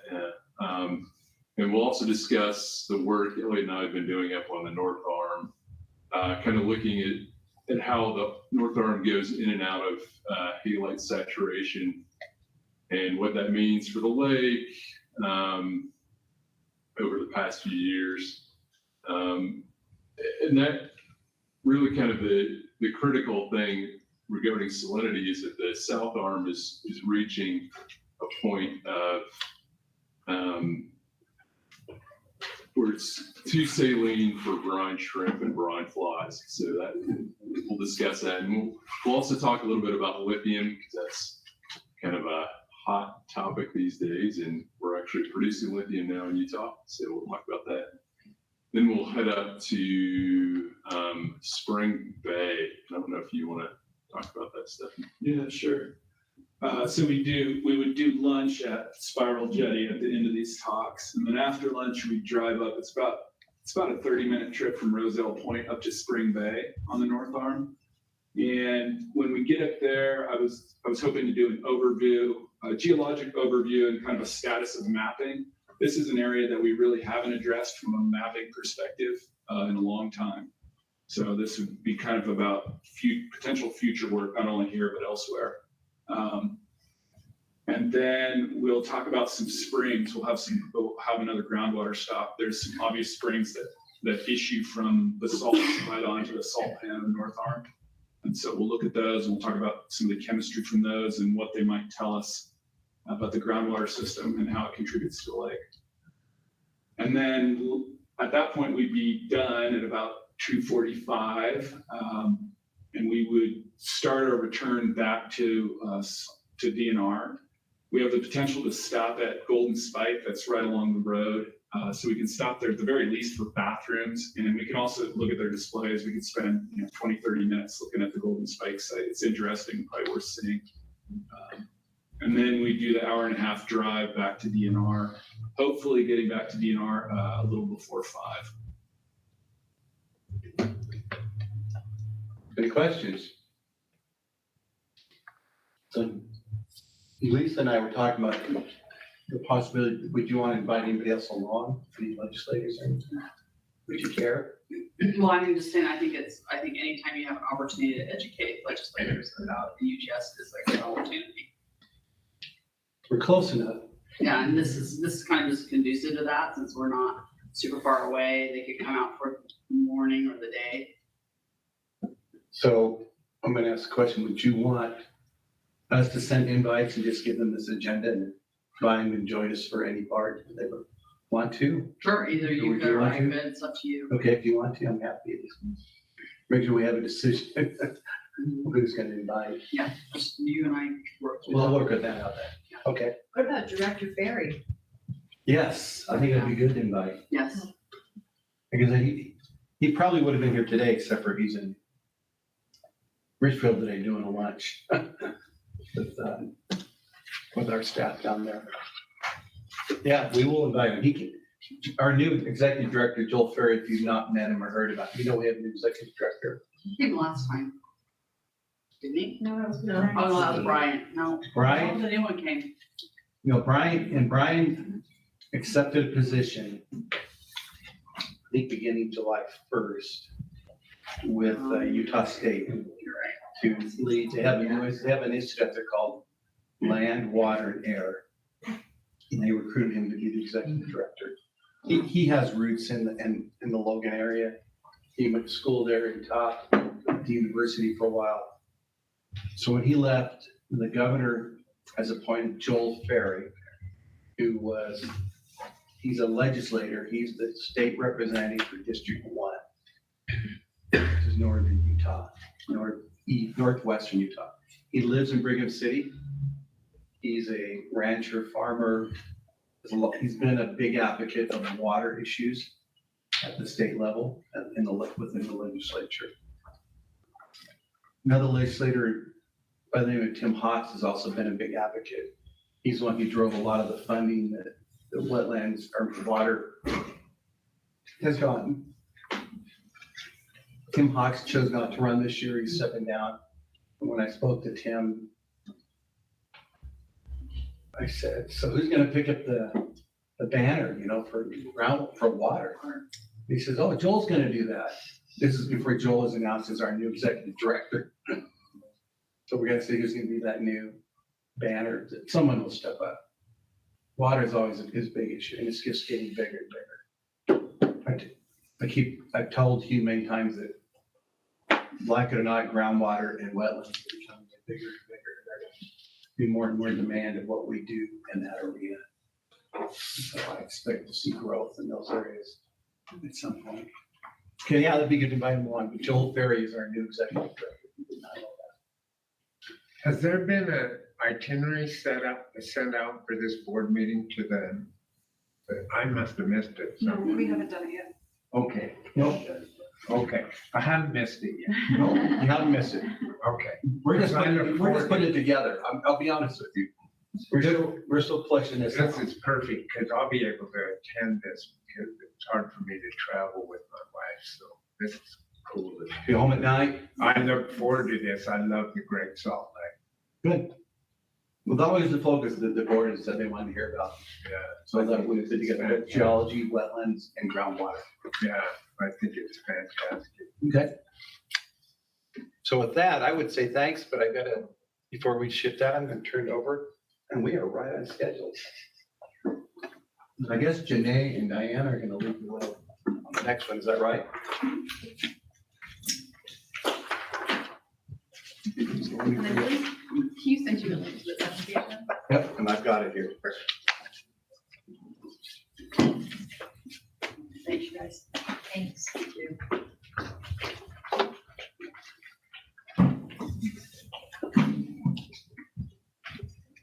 There we go.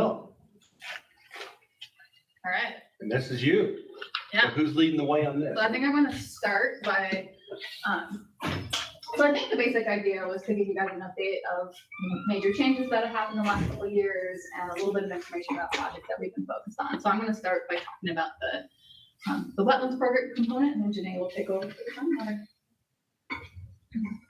I don't know. Yeah. So first we wanted to just point out some personnel changes. Unfortunately, all of the new wetland staff are in the field right now, so none of them were able to come this morning to be introduced.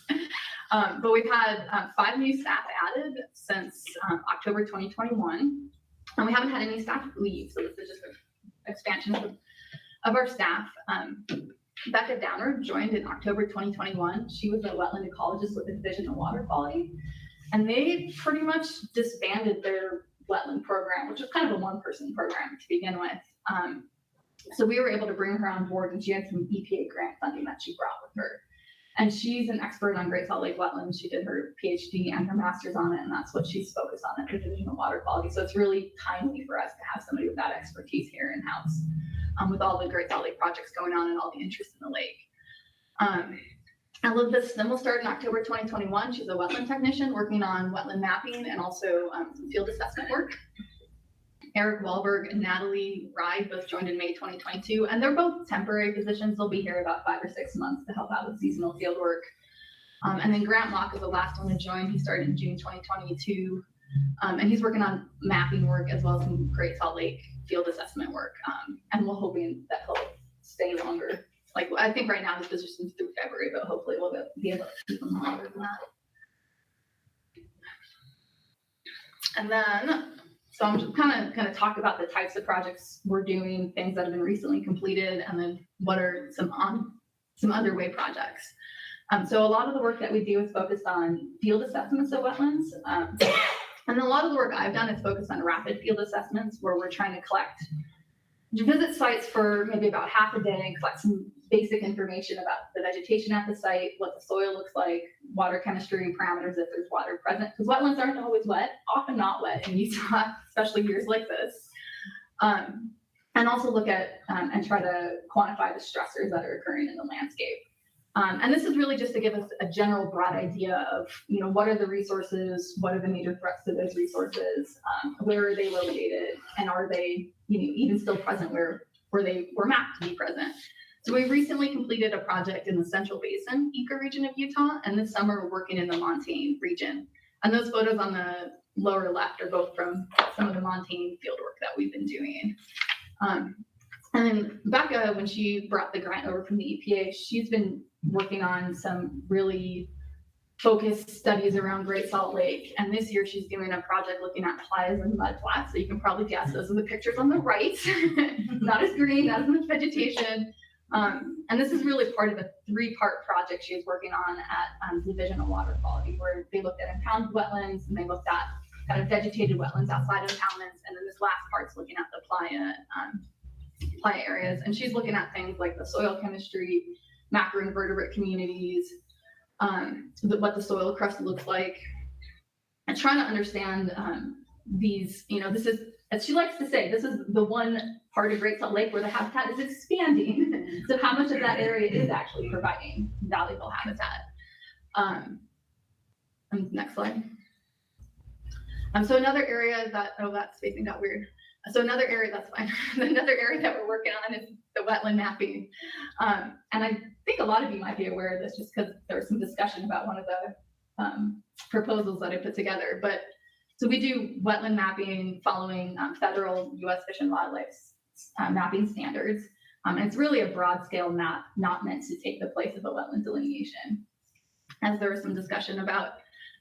So we recently completed a project in Cache County, and that map on the left shows the area that we mapped in pink. And in the middle, you can see a comparison of the old and the new data in a small area of that project, where the green is the new mapping data, and then the red stripes shows where the old data, where wetlands were mapped in the old data. Most in Utah was mapped in the 1980s, which is a historically wet time, and also just a long time ago. So as you can imagine, conditions are pretty different in most project areas. And we also just have better aerial imagery and better data available to do the mapping, like the LiDAR data. And so it's not great to try to compare the old and the new data because of all those changes. And then for that project. So the changes aren't a result of wetlands expanding or contracting. The changes are basically based on quality of data. Both things occur. I mean, certainly there's housing developments in places that used to be wetland. And there's certainly areas that were probably mapped in the 80s that maybe aren't usually wetland, but look like a wetlands after the historically wet period. So there's those kind of changes, but then also there's, we map to a smaller feature size than in past mapping. So I think our newer mapping has more features, and I believe a similar number of a similar amount of area. But in the report for this, we have a comparison and kind of talk about, even though you shouldn't just do a comparison and be like, oh, this is wetland loss, but we kind of discuss in that the table that we have kind of what are some reasons for some of these changes, likely reasons for these changes. But yeah, it's a bit of both. And for that project, we put together a 1-page flyer, like circular 133. It's the first time we've done this where we aimed it at local government entities to really try to provide them information about how they can use this data. A lot of local governments already use it as part of their planning process or before issuing permits. They'll use this as a cursory review to say, oh, there might be a wetland, you need to get a delineation done. But other local governments aren't really aware of it. So we put this together. We got some great feedback from a planner for the Bear River Association of Governments, which is really nice. And on the right there, it's just a little snapshot of it. I don't expect you to try to read it, but that part outlines the possible data uses. So we have two mapping, sorry, Bill, I'm still going. Okay, I see you about the push button. You said okay. Yeah. You said We're ready to go. So we have two mapping projects underway right now. One is in Utah Valley, and that's funded by the EPA. And the other is along the Wasatch Back. And that's our first mapping project that's funded we're using funds partially from the legislative building block and then partially from local government for that project. So now I'm ready. So something that we've been working on and kind of continue to work on is our data applications. The screenshot on the right shows our wetland plant application. That is a combination of all the sites that we've surveyed, as well as sites that have been surveyed by Division of Water Quality, EPA, and I think Becca's actual PhD data is in there as well. And it's focused on plant community data right now. It also has some site photos, and it has a bunch of different ways you can kind of search through that data if you want to find a site that might be a good comparison if you're trying to set some kind of restoration standard. You can search by the type in the watershed and kind of the quality of the site. And so, this application, and we have another application that has the wetland mapping data, and as well as a few other layers on it. And both of those we regularly update, as we survey new sites, not usually until the end of the survey period. We don't do it on like a weekly basis or anything. But, we go through and update these pretty regularly. The mapper in particular is probably the number one place where we get calls from the public, because everybody wants to know if they have a wetland on their property and what that means for them. And so I can at least talk them through, this is what the spatial data are. These are, the potential downfalls of it. Talk to the Corps legally. We are not regulatory, and I'm so grateful for that. But I can at least, people are always very happy to have somebody answer the phone and at least give them a general overview of what the process looks like, because I think the Corps can be really hard to get rid of. So, get rid of them. You get a whole it's probably also hard to get rid of them once there's a problem. I really didn't mean anything by that, I swear. And then the other data application is something that Becca brought over from Division of Water Quality. She's going to work on getting all of the Division of Water Quality data, Great Salt Lake data, into some kind of online application. And the plot on the bottom left shows, and she's been really working hard to figure out, rather than just listing a bunch of parameters, like how to provide context for that. So she's been playing around with different ways to do that. And that on the bottom left, there's just an example of her looking at the water soil nutrient values. But that's something that she has funding for, and will be a new application in the next year or two. There's one we work with our data management group to make this all out. Yeah. Yes. The data management group has been very crucial for all of this. For sure. I'm ready. So now I'm cramming a bunch of projects onto one slide. But so one area that we've been working on recently, more recently, is remote sensing analysis. That wasn't something when I started we really had done much with. One way we've looked at this is by looking at surface water extent and trends in surface water extent. And on the bottom left, you can see, it's maybe a little hard to tell what's going on, but they're basically small Huck 12, if anybody knows what that means, watershed boundaries. And if it's red, it shows a decreasing trend in surface water, 30-year trends. If it's blue, it shows an increasing trend. And then the other colors are either no trend or not enough data. Maybe there wasn't very much water to begin with in that area. And this is just open water, so water in a meadow, standing water on the surface of a meadow, wouldn't be captured by this data at all. You can see, of course, Great Salt Lake is bright red. Well, there's only one shade of red used, but kind of surprisingly, there's a lot of areas that actually show increasing trends. And when we looked at the imagery associated with that, we could see that a lot of new ponds are being excavated. I think as water becomes scarcer, people are trying to find ways to hold on to water more. And that's actually mirrored in the federal reports when they look at status and trends of wetland features. Ponds is always the one feature type that's increasing while everything else declines.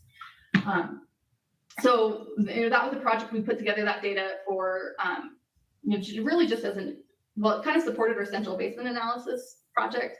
And it's also just a new layer that we added to our mapper. But this type of remote sensing analysis is something that we're adding into some new projects. A couple, the Shorelines in Patterson, which I believe Janae's going to talk about more, and or try to get me to talk about more. But for both of those projects, we have a component, they're water budget study projects, but we're also trying to use this remote sensing data to look at trends over time. And on the Shorelines there, you can see, you basically are looking at a pattern of a vegetation index, and higher values in this index mean more vegetation vigor. And you can see over a 10-year time period, areas that are green have an increasing vegetation vigor, areas in red have decreasing vegetation vigor, and then the white areas are fairly stable. And so what we're hoping to do with this is kind of understand how these systems have been changing over time and connect that to other data like climate, water levels, and also kind of help highlight are there areas that are particularly sensitive to change versus areas that seem to be more resilient. And just a couple other projects I'm going to hit on. I'm almost done. Yeah, I don't know how we are at time. We've been doing so good staying on track with the agenda. So hopefully I don't mess you up. Something that 5 minutes left. Something that we've been doing for kind of a long time is monitoring the hydrology of sensitive wetlands in Snake Valley and more recently Tule Valley and Mills and Mona. There's deeper groundwater monitoring going on there as well, but I'm talking specifically about these shallow 5-foot deep wells that we have. And they all target habitats for sensitive animal species that have at times been candidates for listing, for federal endangered species listing. So they've been a concern. And we've been collecting this data, I think it's been 12 years now. And it's kind of an ongoing project. I'm going to mention it briefly again in the next slide. And then the last project I'm going to talk about is the in lieu fee project, which is underway. This is a bill, HB 118, from the legislature this year that tasked us with doing a study to see whether the state should take on an in lieu fee wetland mitigation program. And what the heck is that? Basically right now, if somebody impacts a wetland, if somebody has a project, let's say you want to build a house somewhere where there's a wetland, in most cases, the person who wants to build that house is going to be responsible for figuring out some kind of compensation, some kind of mitigation to do.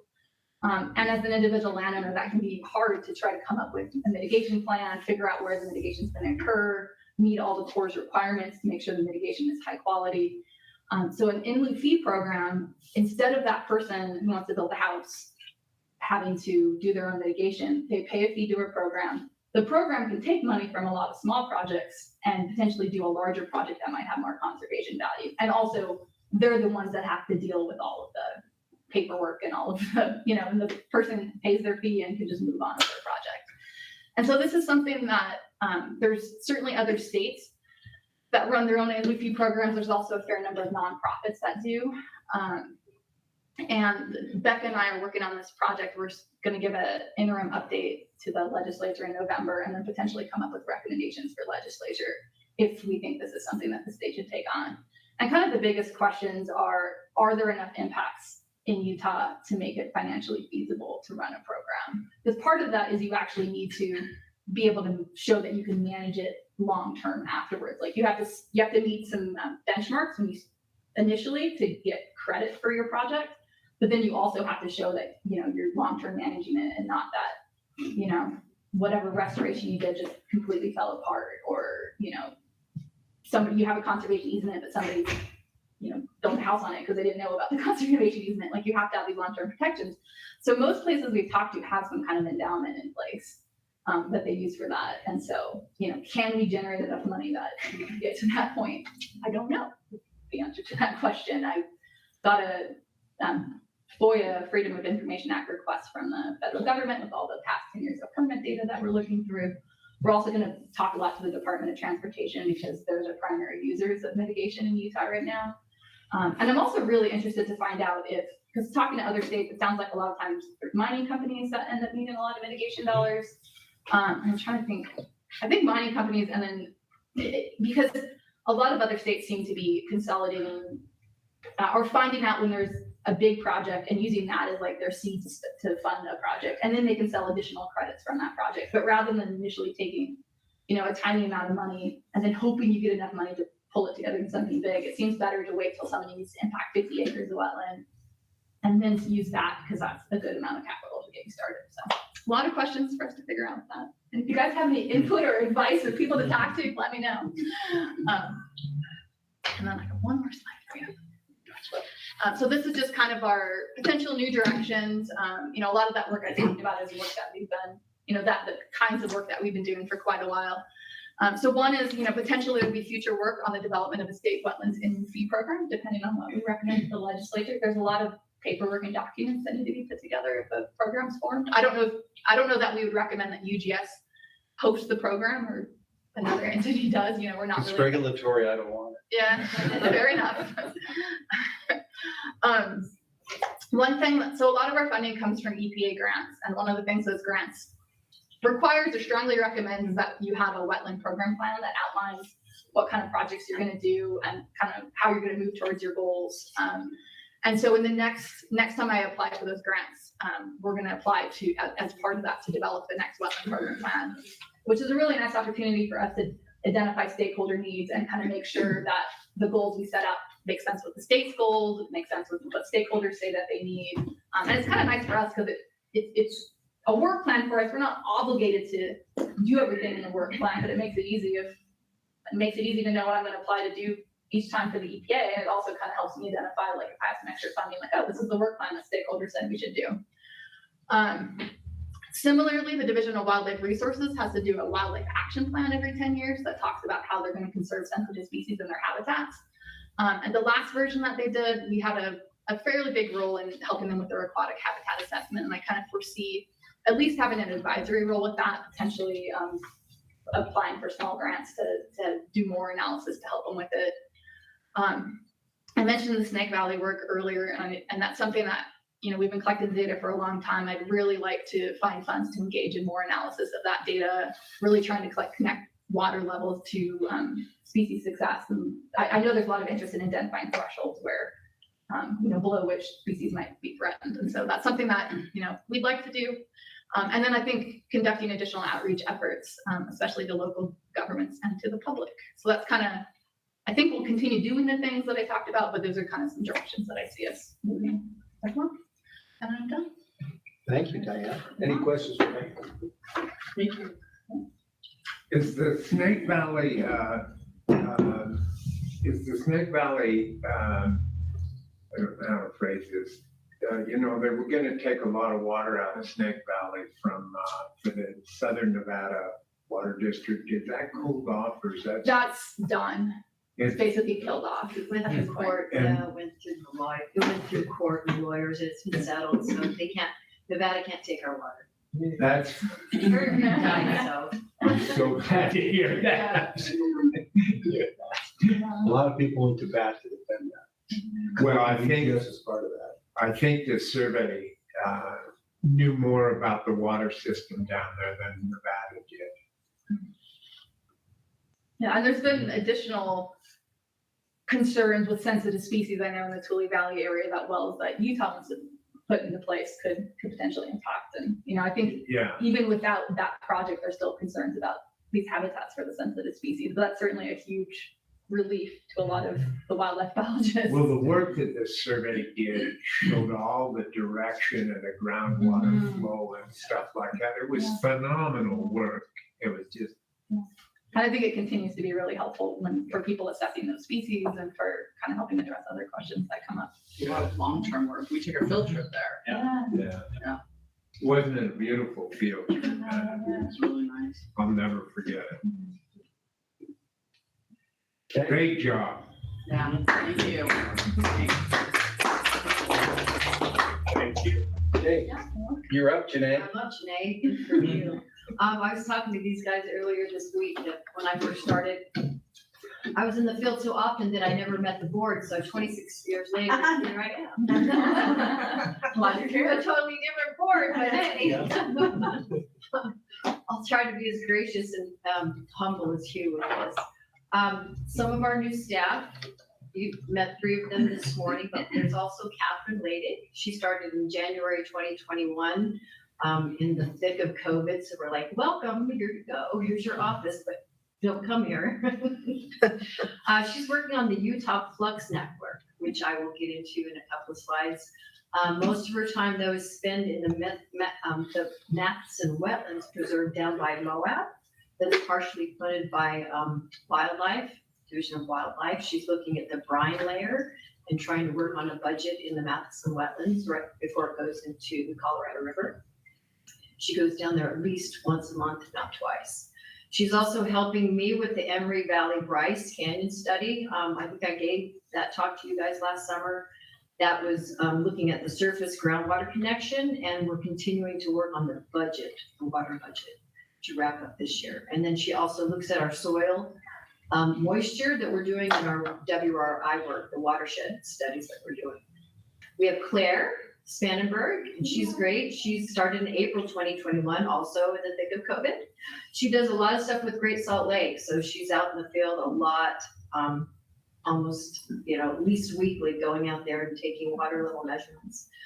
And she's also involved in our WRI projects.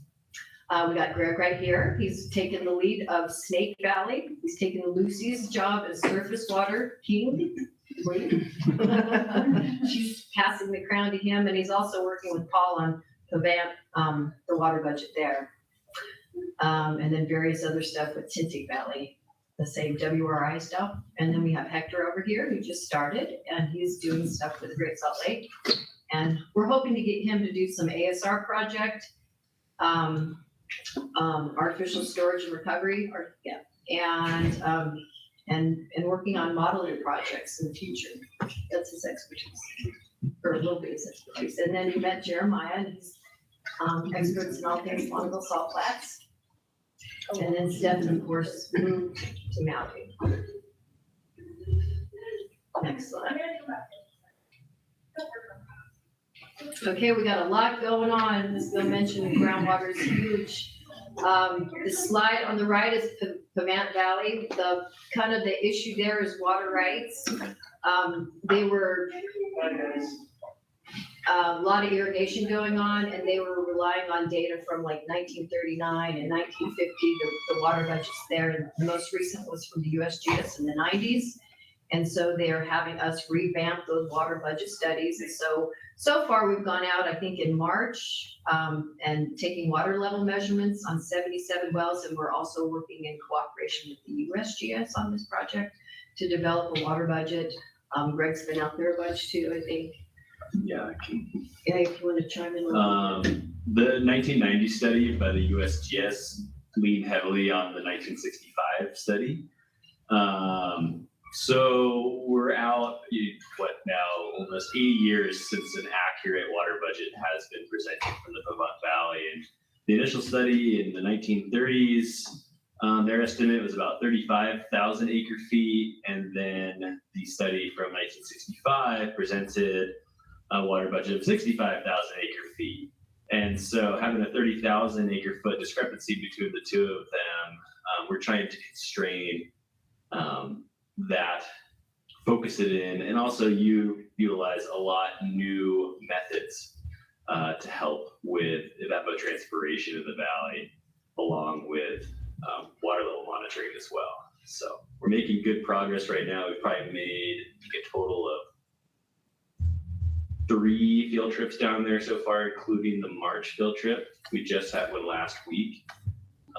We're able to download some transducer data from area wells in the southern part of the valley, west of Keach, and also a new transducer that we installed up at Clear Lake as well over in the north. So be able to track fluctuations in Clear Lake level along with transducer data throughout the valley. So yes, we're making strides right now in our first season of field work. We will be doing 2 seasons of field work down there after our winter analysis from this past year to fill in any, gaping voids that we may have. You're also trying to hone in on the power usage from the irrigation wells? We'll be using power usage from irrigation wells to get a better understanding of water withdrawal across the valley. And so a number of the larger agriculture, a lot of the larger ag operations, they're up to date, they're more technologically sophisticated, and so they'll have electronic totalizers and flow meters on their wells, which are very easy to do on the spot readings and compare your totalizer reading at the beginning of the season versus the end of the season. However, for irrigation wells, the vast majority, all we can do is use historical depth of the water in the area, static water level when they drilled the well based on water rights records, and then their power usage year over year. So it's a challenge because, of course, with reduction in water level becomes an increase in lift, an increase in power demand, and also the decline of the amount of water that they can pump. So it's not a static value that we're going to be drawing from, right? So it's going to be a fun challenge, and we seem to be off to a really good start right now. So yeah, that's Pavant Valley is headed by myself and Paul Aikenbrand. You can tell, he's already He's jumped already in. dove head in, yeah, How long you been here? Since early May. Early May. As I said, king. Thank goodness we have Goshen Valley and Juha Valley and Press. Goshen Valley started, Canyon area. We did a seepage run in early May, and I'm evaluating that data right now. Paul and Catherine are working on the UVM, the Utah Basin Model, to get an idea of ET and recharge. And hopefully we'll have that wrapped up in December, at least with our first draft, Mike Hilland. And then the funding from the Park Service, the National Park Service, they wanted us to continue to look at a connection between water between their spring system in the park and the water wells in Emory and Johns Valley. You've got the Rupke thrust. It's an east-west trending thrust system. And so they're doing some geophysical evaluation, and Trevor's working on that. And I think he's done one field trip up there in May, and he will be back in early September with National Park Service folks. They are, the Park Service folks are not, they're involved only in kind of collecting the data. They won't be involved in any kind of data interpretation because they don't want to look like they have, it's biased information. So they're having Trevor do all of the analysis. And I think Kaylee Smith is helping him work on that as well.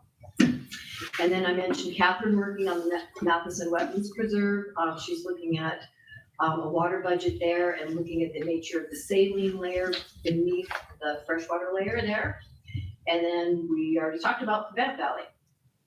For water quality projects, Trevor and I just wrapped up an Iron County septic tank density evaluation. We did the field work all last September and October, and then report writing.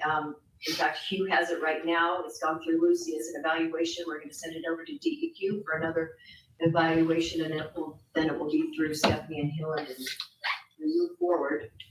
And then we have in the works, Paul and I and Christian worked on an Ephraim phase 1. Ephraim has excess water. They have water from a spring that they store, and it seeps out. There's it's called overfill, and it goes into canal systems. And they wanted us to ultimately figure out where that water's going. There was a halt on that study because of lack of money and a change of administration with, EPA and all that. But now there's new EPA funds out there. We're going to try to pursue looking at phase 2. So we're in the process of making that happen.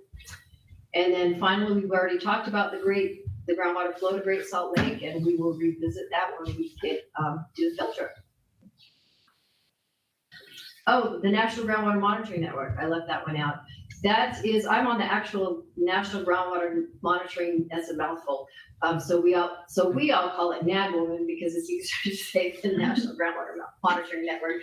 But I'm on that board that evaluates proposals every year from different states. What they do is it's a network that I think Congress about a decade ago said, what is the status of our nation's groundwater? And they went to the USGS, and the USGS said, oh, we don't really know that. And so they have, it's called the Groundwater Portal, and they pay states that have a regular network, water level or water quality network, to input their data into their system that shows sites throughout the country, and then you can get either water level information or water quality. And we have about 100 wells and springs that we sample from April until October on a yearly basis to go into that portal. It's kind of a cool thing. Okay, next slide. So we got about, just so you know, we got about 5 minutes. Okay. Utah Flux Network, that's what Catherine and Paul, they're doing a great job with this. They've got 4 active stations and 7 more over the next 5 years. And the next 2 slides, I'll get into that in more detail.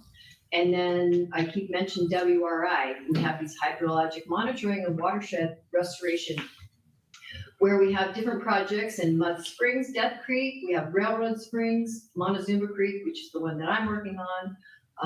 Hugh and Claire work on Grouse Creek. Vernon Creek is the Beaver Dam analog. That's Hugh and Trevor. And Three Creeks Grazing is one that we just kind of started.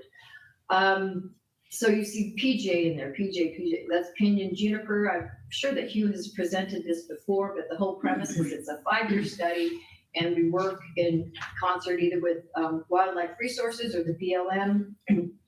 For example, in my area in Montezuma Creek, you have areas where the BLM plans to cut Pinyon Juniper, either to help with fire prevention or to enhance sage grouse habitat. And so we go through and find a paired drainage system. We have an area where they plan on cutting and an area where they plan on not cutting, so we can compare data. And so we have piezometers, and we have soil moisture probes and temperature loggers where we're collecting baseline data, both water quality and quantity, pre-cutting, and then we'll continue to do this while they are cutting the PJ, and then after they're cutting to see if there's any kind of increase in water quantity and or quality improvements, or otherwise when after they've done the cutting. I mean, in my case, I've been working there since 2018, and they plan on doing the PJ cutting this autumn. So I have a nice baseline of what's going on there, and then hopefully in the next couple of years it'll show a change. So similar things are happening with all these other areas. Are any of you guys working on these? Are you working on them? I'm working on Mud Springs and Death Creek. Yeah. So this is kind of spread out through all of our staff. Everyone's working on a little piece of the puzzle there. And then we talked about Snake Valley. We've had wells in there and some spring flow monitoring since, I think 2007. And we have a lot of wells out there that we continue on a quarterly basis to go out and take water level measurements and download our transducer data. And of course, Greg has taken over Lucy's job in doing the spring flow stuff. And then we mentioned, that should say Plant Valley. I don't think we're working in Paragon Valley, unless there's something that I don't know. There's some work being done there by university research professor using some INSAR data. I think Hugh's cooperating a little bit. Oh, did you guys touch on that on the field trip that you did last? We did. In June. Yeah. That professor's now moved to Colorado State. So still doing the same research though. Next slide. Okay. Oh, potential new directions. This all got started after Director Ferry kind of dropped a bomb. Said we need a statewide groundwater model. And I have a text on it that Yeah. we need to write. We all kind of panicked and we just started, brain seizing and just started writing a bunch of stuff down, trying to come up with ideas. The slide on the left is an old 1990s publication, I think from Water Rights, that kind of shows the state of, our watersheds in Utah. And I guess just to lay it in a nutshell, what we want to do in the future is kind of do what the USGS is doing with the National Groundwater Monitoring Network, is take all the data that we've ever done in reports, and that's over 26 years, and get them digitized and put into an interactive manner.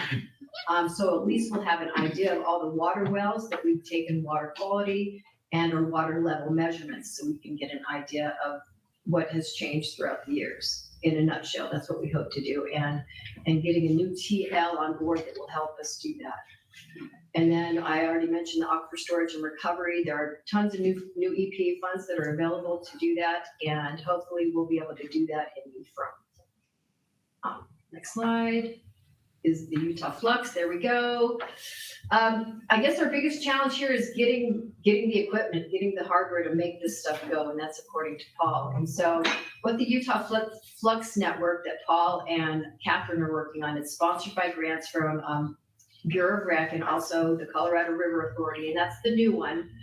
And then we have a Bonneville salt flats project that you see in this picture right here. It's great. And then water rights gives us a ton of money, which we cost share. And they're just the various components that make up this.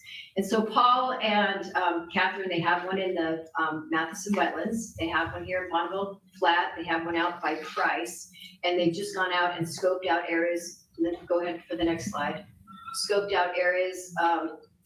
Oh, it'll be the following slide. I'll just tell you what it is. First of all, okay, yeah, why not?